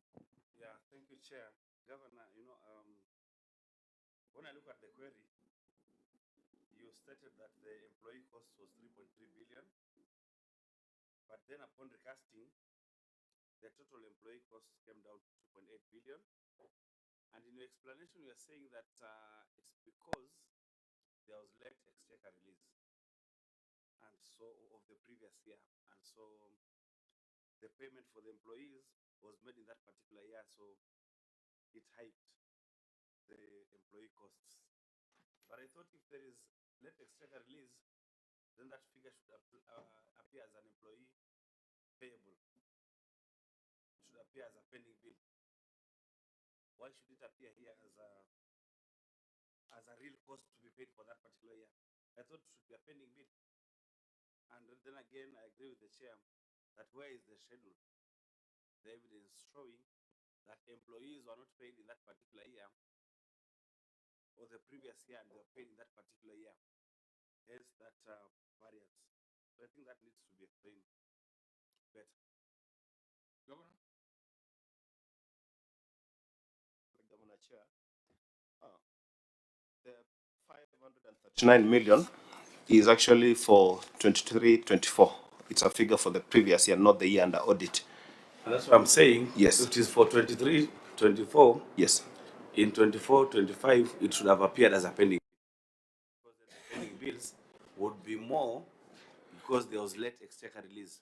And then you have to demonstrate that because of the late exchequer release, the pending bills were high, but then these were the people who didn't pay, and now we have paid. And so that deals with that variance of 539 million. Shushe, even if you look, CC, before you respond, even Chair, if you look at note number 32, as you have said, if it was an expense that was carried over, even in employees payables, it is still nil. So if you were reflected in your financial statement, note number 32, we would have seen that movement. It would have been easy. Yeah, it should have been maybe as an opening balance because it was subsequently clear. Auditor General, if this related to salaries for prior year, should it have been reflected as an opening balance? Thank you, Chair. Yeah, it should, under note that too. But then, because the county is transitioning to accrual, this expense should not relate to the financial year 2024-2025, because it would have gone back now to the previous year. Because what they're supposed to report now is the actual payroll cost for 2024-2025, because they are reporting on accrual now. Thank you. Okay, the long and short of it, is there any evidence to support your assertion that the 539 was May and June salaries? I think that would be a very easy thing to substantiate, to avoid all the speculation that is going on. Yes, Chair. Really, we can get the payroll for that last financial year for 23-24, which shows the 539. And just, Chair, to clarify is that 23-24 we reported cash basis. So by the close of the year, 539 million was nowhere. So for prudence or for full disclosure, then we ended up capturing in this year, because it wouldn't have been anywhere in the previous financial year because it was cash basis. But truth is, going forward, we're actually able to just show salaries for 12 months as it is. The reason why I'm frustrated is that this could be the fourth matter where you are asking to go back and get proper evidence. We started with 278 million. We went to 62 million. We are now on 539 million. You have requested for time, and generally you've requested for time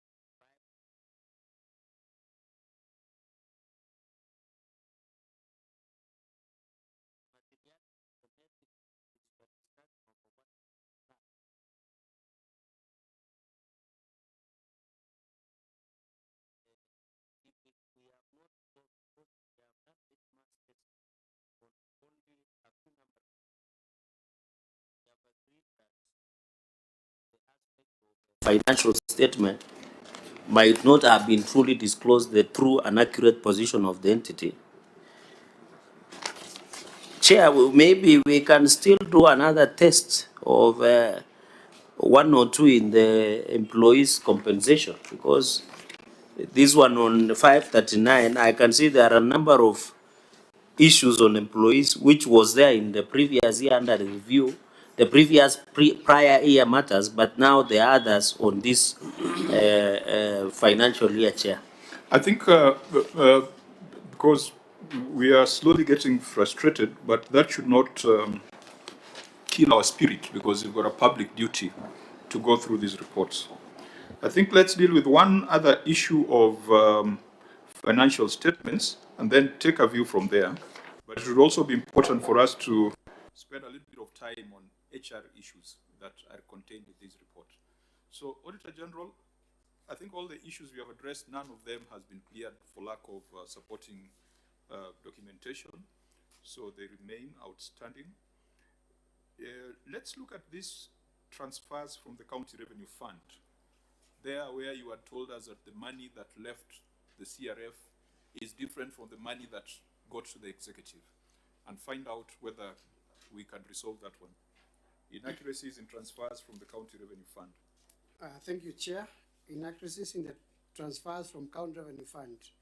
Note 6 to the financial statements reflects transfers from County Revenue Fund totaling Kenya shillings 7,599,066,478 Kenya shillings.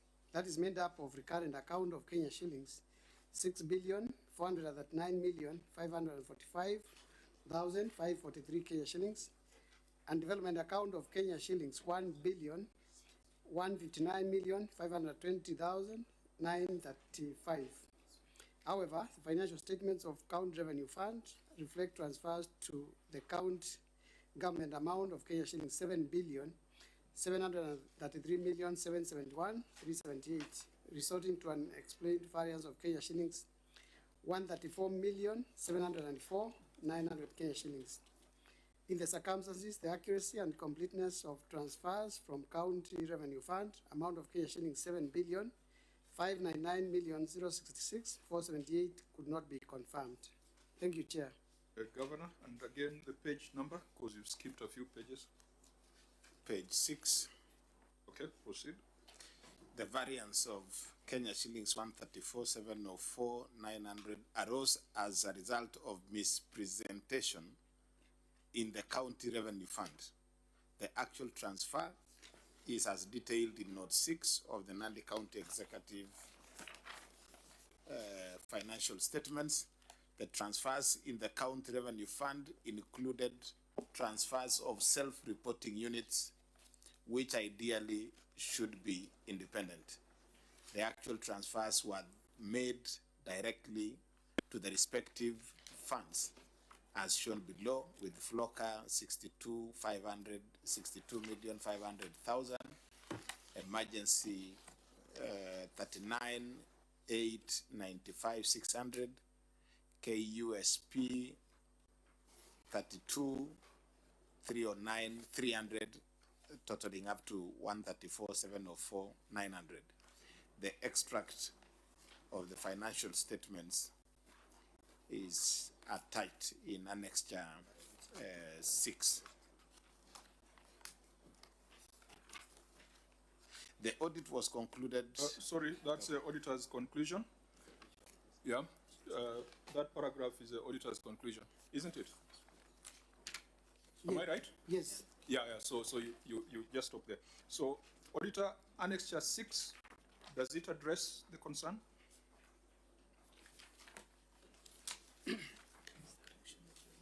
Thank you, Chair. Based on the response from the management, there is clearly a misstatement, the financial statement. So the confirmation of the action taken or the amendments will be done during the audit of the 2025-2026 financial statements. The adjustment that will be passed to correct the error. Thank you, Chair. But then, Chair, we need to understand how then the transfers were done directly to the self-reporting entities. Is it from the exchequer to the self-reporting entities? Because then, if that is the case, how this audit query is framed, it looks like there was some money that came into the account and left the account. You can see that money. So how come it's like money coming from exchequer direct to the self-reporting entities? How is it indicated in the CRF account? Why should it be captured in the CRF account? Because the gravity of your query is that money came and money left, and there's a variance. But what the governor has said is that there is some money that came directly to the self-reporting entities. Directly from where? Thank you, Chair. Normally, when they are transferred from Exchequer, they first hit the CRF account.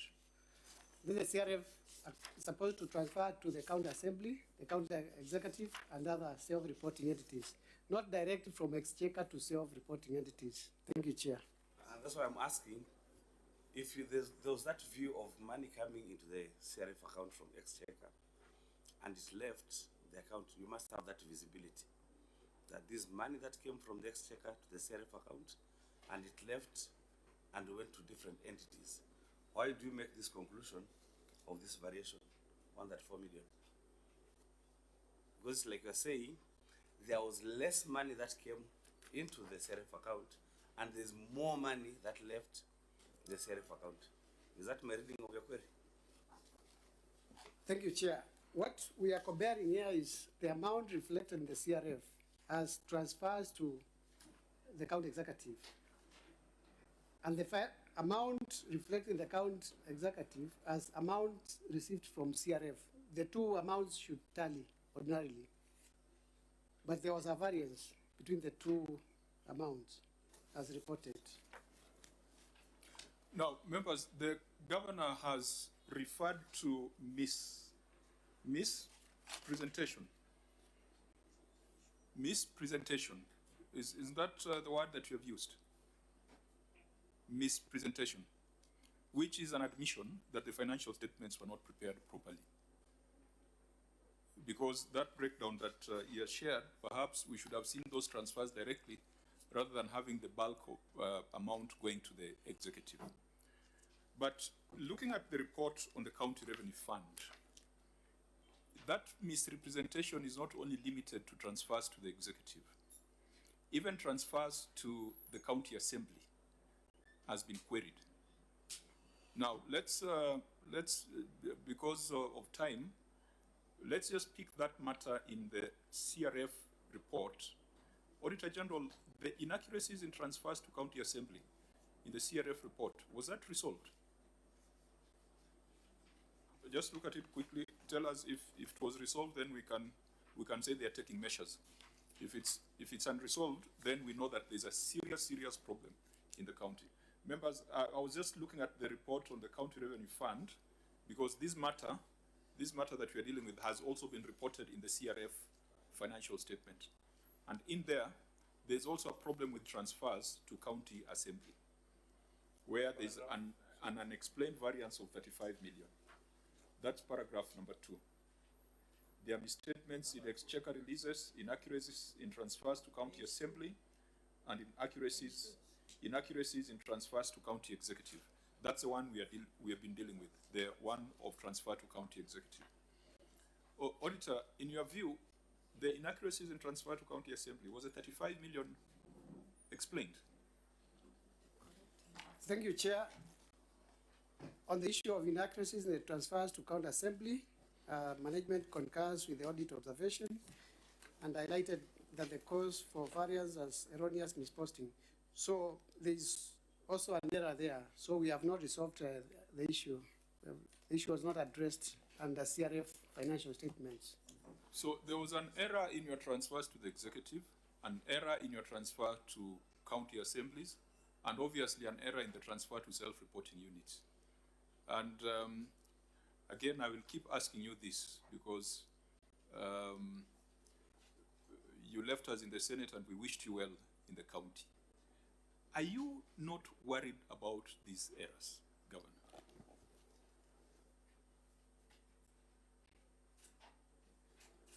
Chair, the Yes, there are issues, but I think we are explaining them. We have made explanations, but definitely we still need to give further clarification, which we request that if you direct us, we can do it within the shortest time possible, because we have given the explanations, Chair. What's the explanation for the variance of 35 million transferred to the Assembly? Because, again, there is a live matter. I don't know whether we still call it a live matter, but there are people in jail from Homa Bay County Assembly on a matter similar to this, where money left the executive and not all of it went to the Assembly. Part of it went to private accounts, and there have been convictions. There are people who are in prison as we speak of a matter similar to this. So it's not a light matter. We need to be assured that whatever was sent to the Assembly was received by the Assembly, not received in the pockets of individuals. Senator Dulo, you wanted to Chair, emphasize something? I just wanted to ask whether there was a loss of funds, auditor, as a result of that transfer. Thank you, Chair. There was no loss of funds because the management has admitted that it was just a posting error in the financial statements. Thank you, Chair. What does that mean? Auditor, you also have, as much as you have a responsibility to give us assurance, I think you also have some residual advisory responsibility to the entity. If it was a misposting, it means that they inflated their expenditure, isn't it? That's true, Chair. Yeah, so how can that be something to easily explain?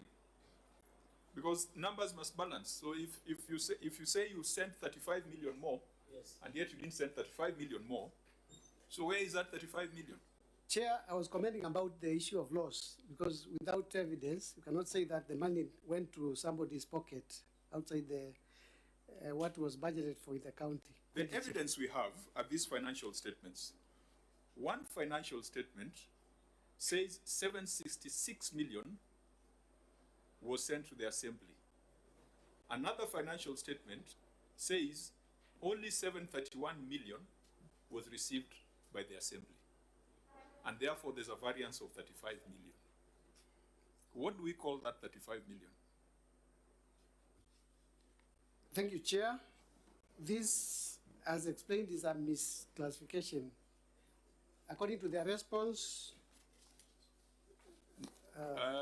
they are here, they will tell us their response, but you queried this and escalated it, issued a certificate saying that 35 million cannot be explained. yes. What I'm just asking you is if you now have clarity on the 35 million on where it is. If not, then let the entity explain. Thank you, Chair. They will explain, but as at the time of audits and conclusion of our reports, they are not explained. The issue is coming too late when we had already concluded the audit, and based on their response, this is only subject to confirmation when they correct the errors in the financial statements of 2025. Let's get the explanation. Let's get the explanation from the entity because it cannot be you to explain it.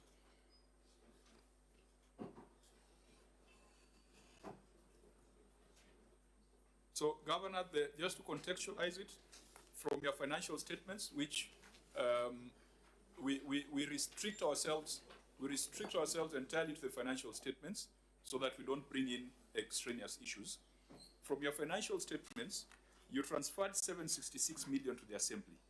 But from the Assembly's financial statements, they received only 731 million. 35 million cannot be accounted for.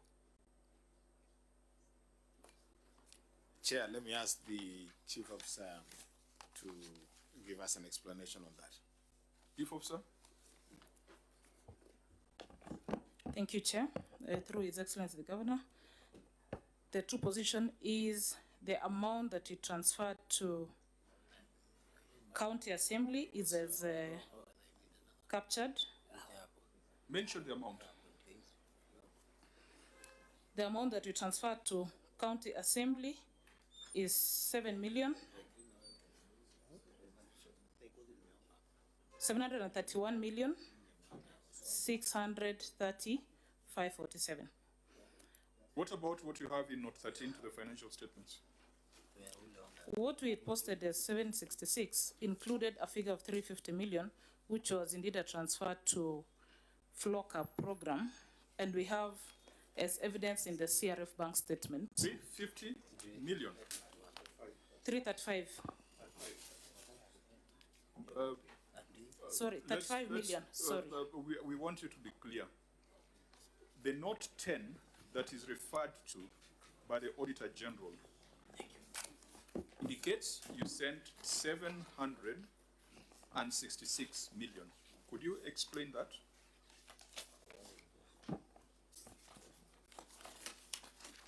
The figure that we captured in the financial statement as transfer is 766 million. That was not the correct figure. The correct figure is 731 million, giving that variance of 35 million.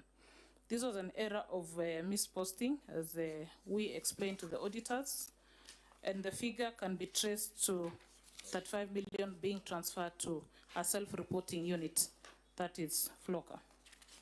We have the revenue, the CRF statement to demonstrate the same.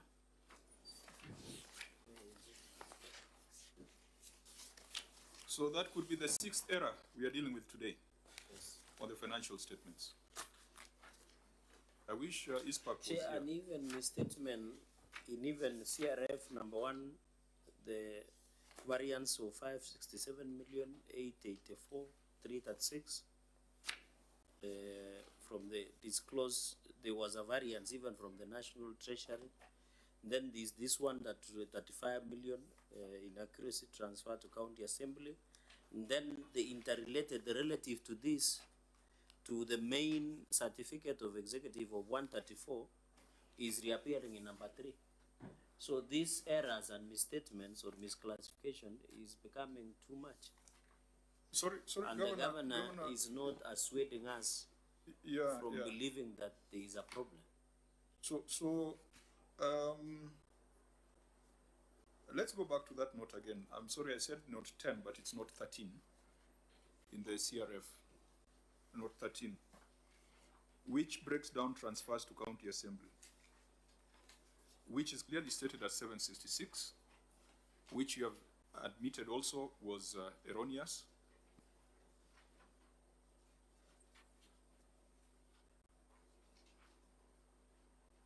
Now, in terms of correcting it, is it a subsequent year reporting correction, or how have you addressed it?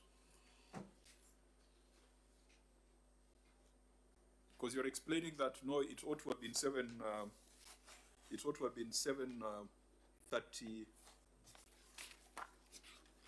been 730 what? 731. But here it reads 766. I didn't get your explanation on that 35 million. Where is it? Where it went? Can you show us in the financial statement or in the notes? Or is it something that you are planning to rectify in subsequent year? Thank you, Honorable Chair. Through the Governor, we are going to correct in the 25-26 financial statement, but the amount, the variance of 35 million can be evidenced by the revenue fund account, the CRF statement of 35 million being transferred to FLOCA account. But why would one statement be superior to the other? This one says 766 million was transferred. They are all statements prepared by competent people. So you can't tell me that this is wrong, but the other one, disregard one and adopt the other one. Now, Auditor, how do we get assurance as a Senate that the 766 we are seeing here did not in reality go to the Assembly and then, or did not leave the fund destined for the Assembly, and then it was received at the Assembly 35 million less? Thank you, Chair. We can confirm this from the financial statements of the County Assembly and confirm the correct figure that they received. Thank you. No, that one you've already stated. You're saying the Assembly received 731. The Executive dispatched 766. And they're saying it was an error, that 35 million went to a self-reporting entity. How do we get that assurance that that indeed is true? Thank you, Chair. I think with the confirmation of the management and what they have indicated as an error, we will go ahead and confirm from the financial statements of FLOCA and the other entities. Auditor, you're the one who does the auditing for the assembly. Did you check that time when there was that variance? Yes, we checked and confirmed that. Sorry? What did you find as the receipts to the county assembly? Is it 731 or the other figure?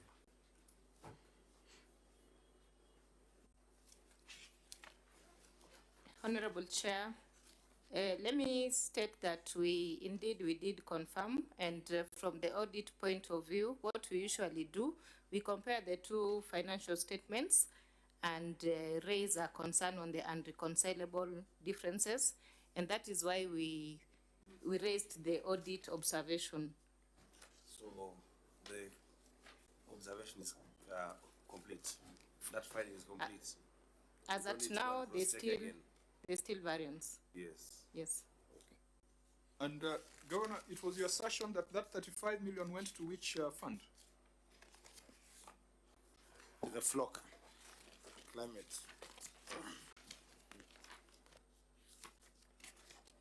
And Chair, if it went to FLOCA, can't we find as a transfer from CRF? Yeah, because under Annex 6, under Annex 6, you attach certain financial statements, maybe just to help you. And the third was an extract of FLOCA.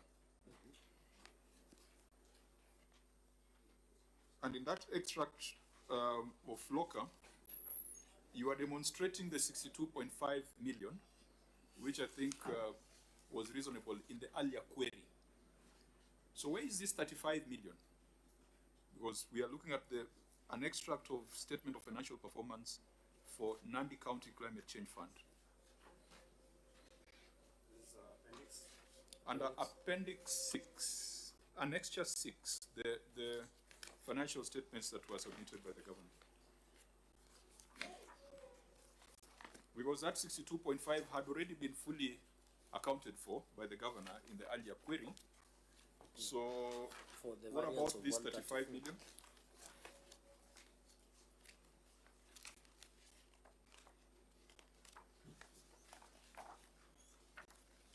The officer who said you can clearly see it in FLOCA, please help us, we can't clearly see it.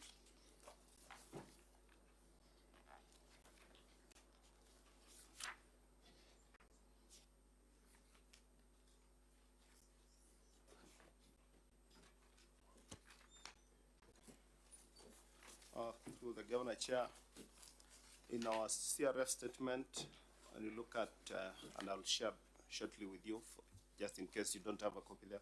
On 2nd of July, 2025, there's an FT, a funds transfer from our CBK account to the FLOCA account, 35 million. Where is it?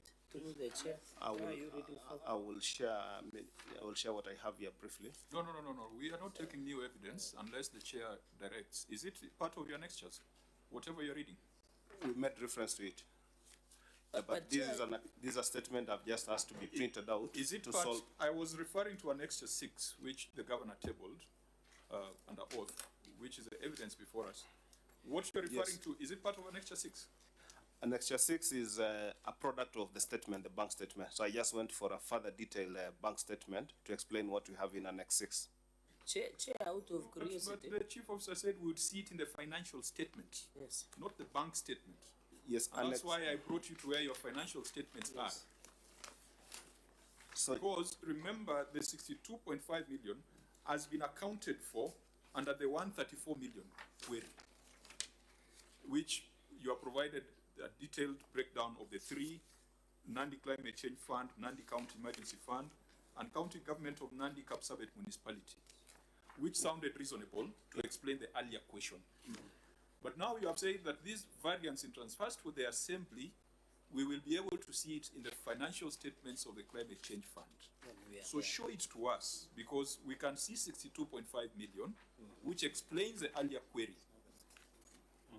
Where is the 35 million, which you allege didn't go to the assembly, went to FLOCA? Where is it in the financial statements? You should have read the complete set of the flocker so that you see the breakdown, the financial statements. So you're the ones who chose to bring the one-pagers to us, because the one-pager is a snapshot. But whatever it is, whether it was 10 pages, we should be able to see it as revenue from either exchange or non-exchange transactions, isn't it? The 35 million.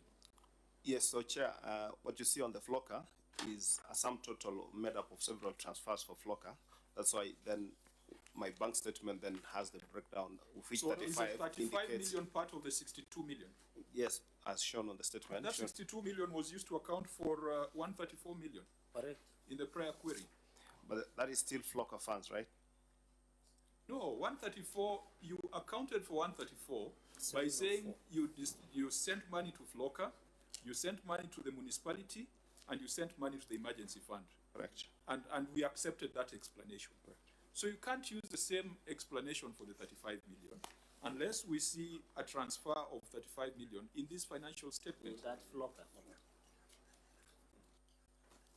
You can't use the same answer for two different questions.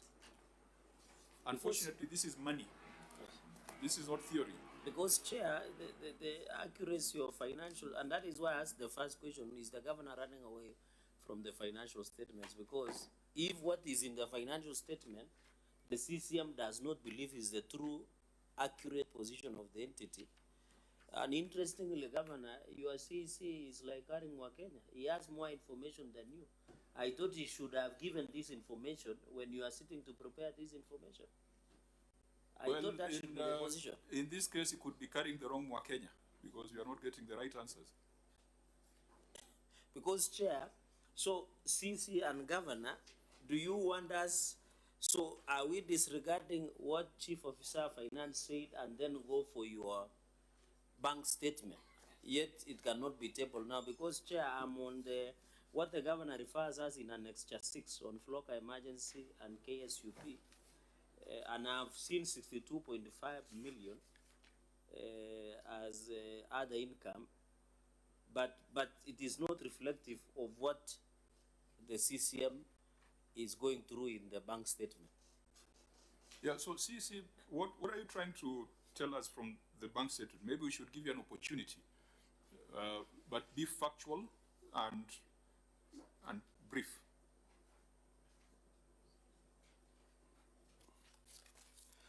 Thank you, Chair. So the 35 million, when we made our financial statements, it just came just after the financial year, but we had, that is 2nd of July, and the cutoff period we had been given is up to 10th of July. So when these funds hit our account, the understanding, or since it wasn't clear, we thought this is part of the county assembly fund, so that is why the disclosure came on the county assembly side.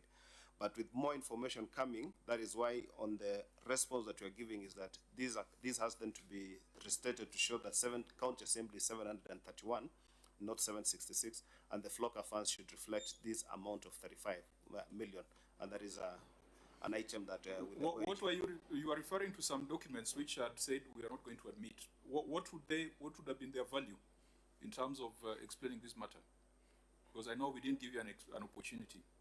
I'm asking you, those bank statements that you're talking about, what were they supposed to confirm? Just to know exactly where the 35 million is sitting.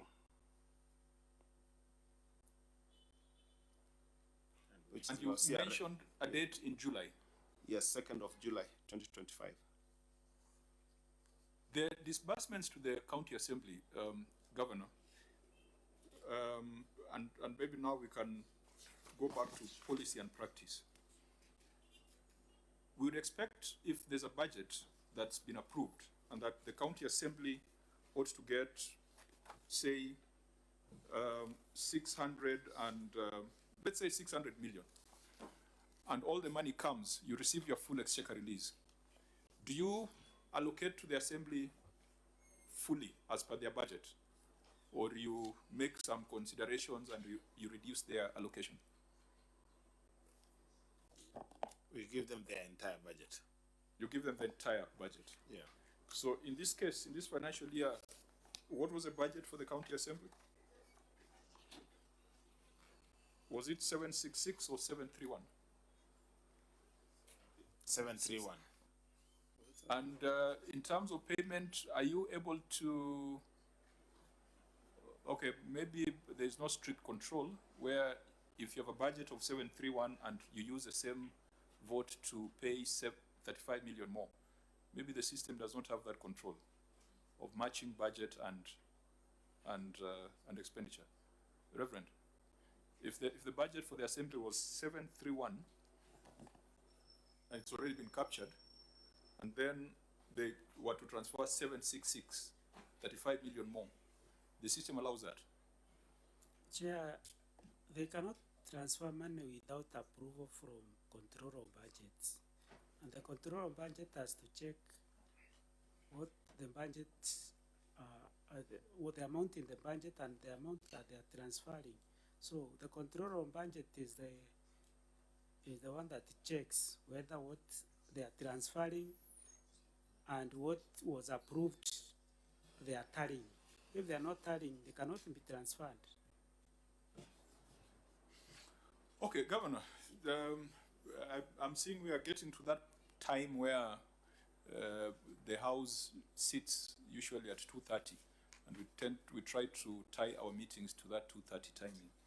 We need to make some progress. We've dealt with about 6-7 financial statement issues. None of them have been resolved to the satisfaction of this committee. We are still left with question marks around the 35 million. I think we will give directions on how this matter should be handled. But if we were to push it to the next audit cycle, then there needs to be proper explanation or justification. We have asked the Auditor General whether it's indicative of loss. I think someone had asked Senator Dulo whether it's indicative of loss of public resources, and you have said you can't tell.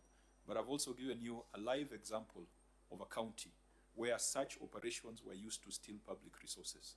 I think even in Migori, the EACC is investigating a matter where the money that left the executive was more than the money received by the assembly.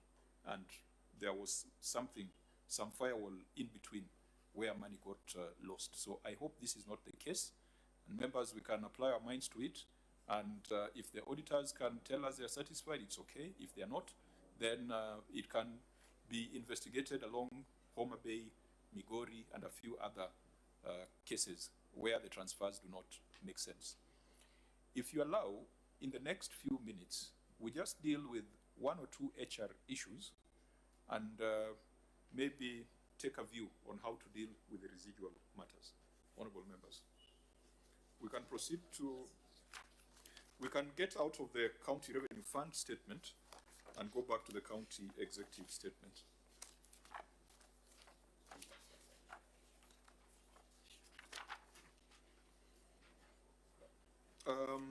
The matter of undisclosed contingent liabilities, Governor, are you here with your county attorney? No, the county attorney is not here. But there's a substantive office holder. Yes. You have a substantive county attorney. Yes. Yeah, because when you do not disclose contingent liabilities, it is partially a problem of the accountants and partially a problem of the legal practitioners. Now, this matter, I think, Auditor General, you said it's still outstanding because it was not disclosed in the financial statements. It can only be corrected going forward. Yes, Chair. So we can keep it in view. On HR, perhaps we start with this matter of redundancies. Then we come back to the issues of where there are conflict on figures. Let's understand this matter, Auditor General, and explain redundancies. Thank you, Chair. Unexplained redundancies. Review of payroll records reviewed a significant reduction in staff numbers from 4,884 in the month of September 2024 to 2,999 in the month of October 2024, resulting to a variance of 1,885 staff. Management attributed the reduction to dismissals and terminations. However, the dismissal records accounted for 1,863 staff, leaving an unexplained variance of 22 staff whose employment status could not be determined. In addition, there was no documentary evidence presented to confirm the reasons for dismissal, the due process followed, or whether the affected staff were issued with certificates of service as required. In the circumstances, management was in breach of the law. Thank you, Chair.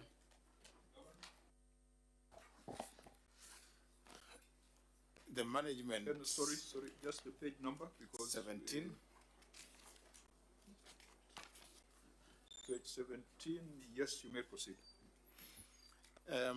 Chairman, the management reinstated 29 Walter Reed staff to the payroll. Subsequently, 7 of the officers retired, leaving 22 active officers in the system, thereby accounting for the observed variance. The comprehensive list of the reinstated staff, including details of those who have exited service, has been prepared and is available for review by the auditors, and we have Annex 11.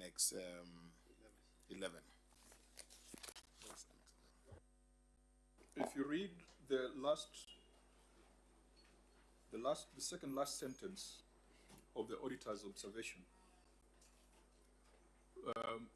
Auditor General, can you read it, the one that starts with "in addition"? Thank you, Chair. In addition, there was no documentary evidence presented to confirm the reasons for dismissal, the due process followed, whether the affected staff were issued with certificates of service as required. Governor, what's your response on that part? Because you seem to have responded to the first part of 29.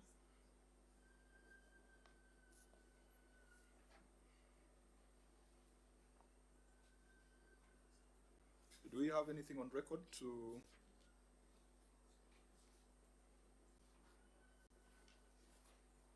just to help us understand the process, whether it was lawful and prudent? That is the objective of audit, whether actions taken are lawful and whether they are prudent. So the auditor queried the due process followed, and I thought that you would do a summary just because I would be happy to propose the model you used to other counties, including mine. We have a seriously bloated wage bill, which PricewaterhouseCoopers has looked at, has made recommendations, but we've not been able to take action. I would be very happy to ask my county to come and benchmark with Nandi. So, do you have anything on record, or since you're on oath, you can explain the process that was taken? Chair, we do not have any of the documents as part of the bundle of documents presented, but since I'm here, I can be able to just give a rundown of the process. When we had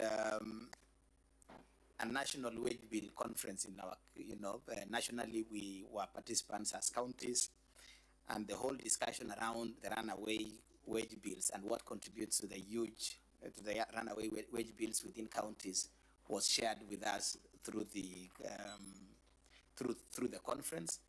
Part of the resolutions of the conference, which we were part of as county government participants, was a recommendation on how to deal with wage bill. And one of the recommendations was that county governments or entities, both in counties and county governments and national governments, should undertake HR audit processes. We did decide as a county government to undertake the HR audit.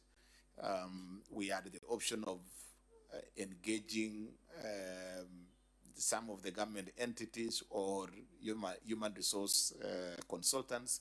In our case, we decided to engage the Public Service Commission.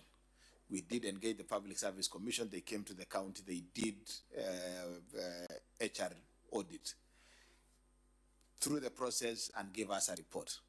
And out of the report, and I think part of that report has been shared in part of the committees within this House. It has been a subject of discussion within maybe not within this committee. We have alluded to it severally in this committee, but also in the various other committees. So when the report came out from the Public Service Commission, the County Public Service Board, we owned the report and we received the report as a county government executive, and the County Public Service Board, since that is the entity that is, charged with that responsibility, also got the report. They considered the report, adopted the report, and worked on and initiated their own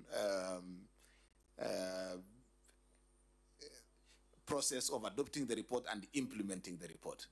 Part of the recommendations of the Public Service Commission report, Human Resource Audit report on our county, was that it showed that there were massive irregularities in the processes of hiring, some irregularities in terms of promotions, some irregularities in terms of, the terms of payment for staff, some of them, irregularities on the payment of some allowances. Some staff were getting allowances that they do not deserve.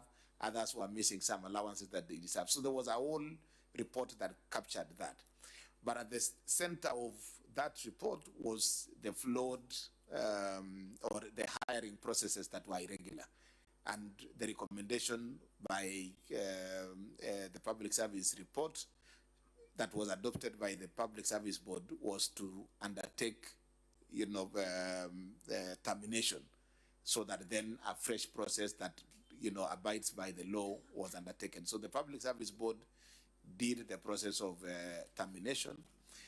The termination process found its way to court. Those who were affected went to court, and a number of issues were dealt with in court. The matter was determined at the labor court. They found, a number of issues had been presented to court, and I think that brief, if we can be able to provide the written brief in terms of the outcome of the court process. But the sum total of the process is that the Public Service Commission or the county government had the power, and the Public Service Commission had the right to undertake the audit when requested to, and that what was found in the report of the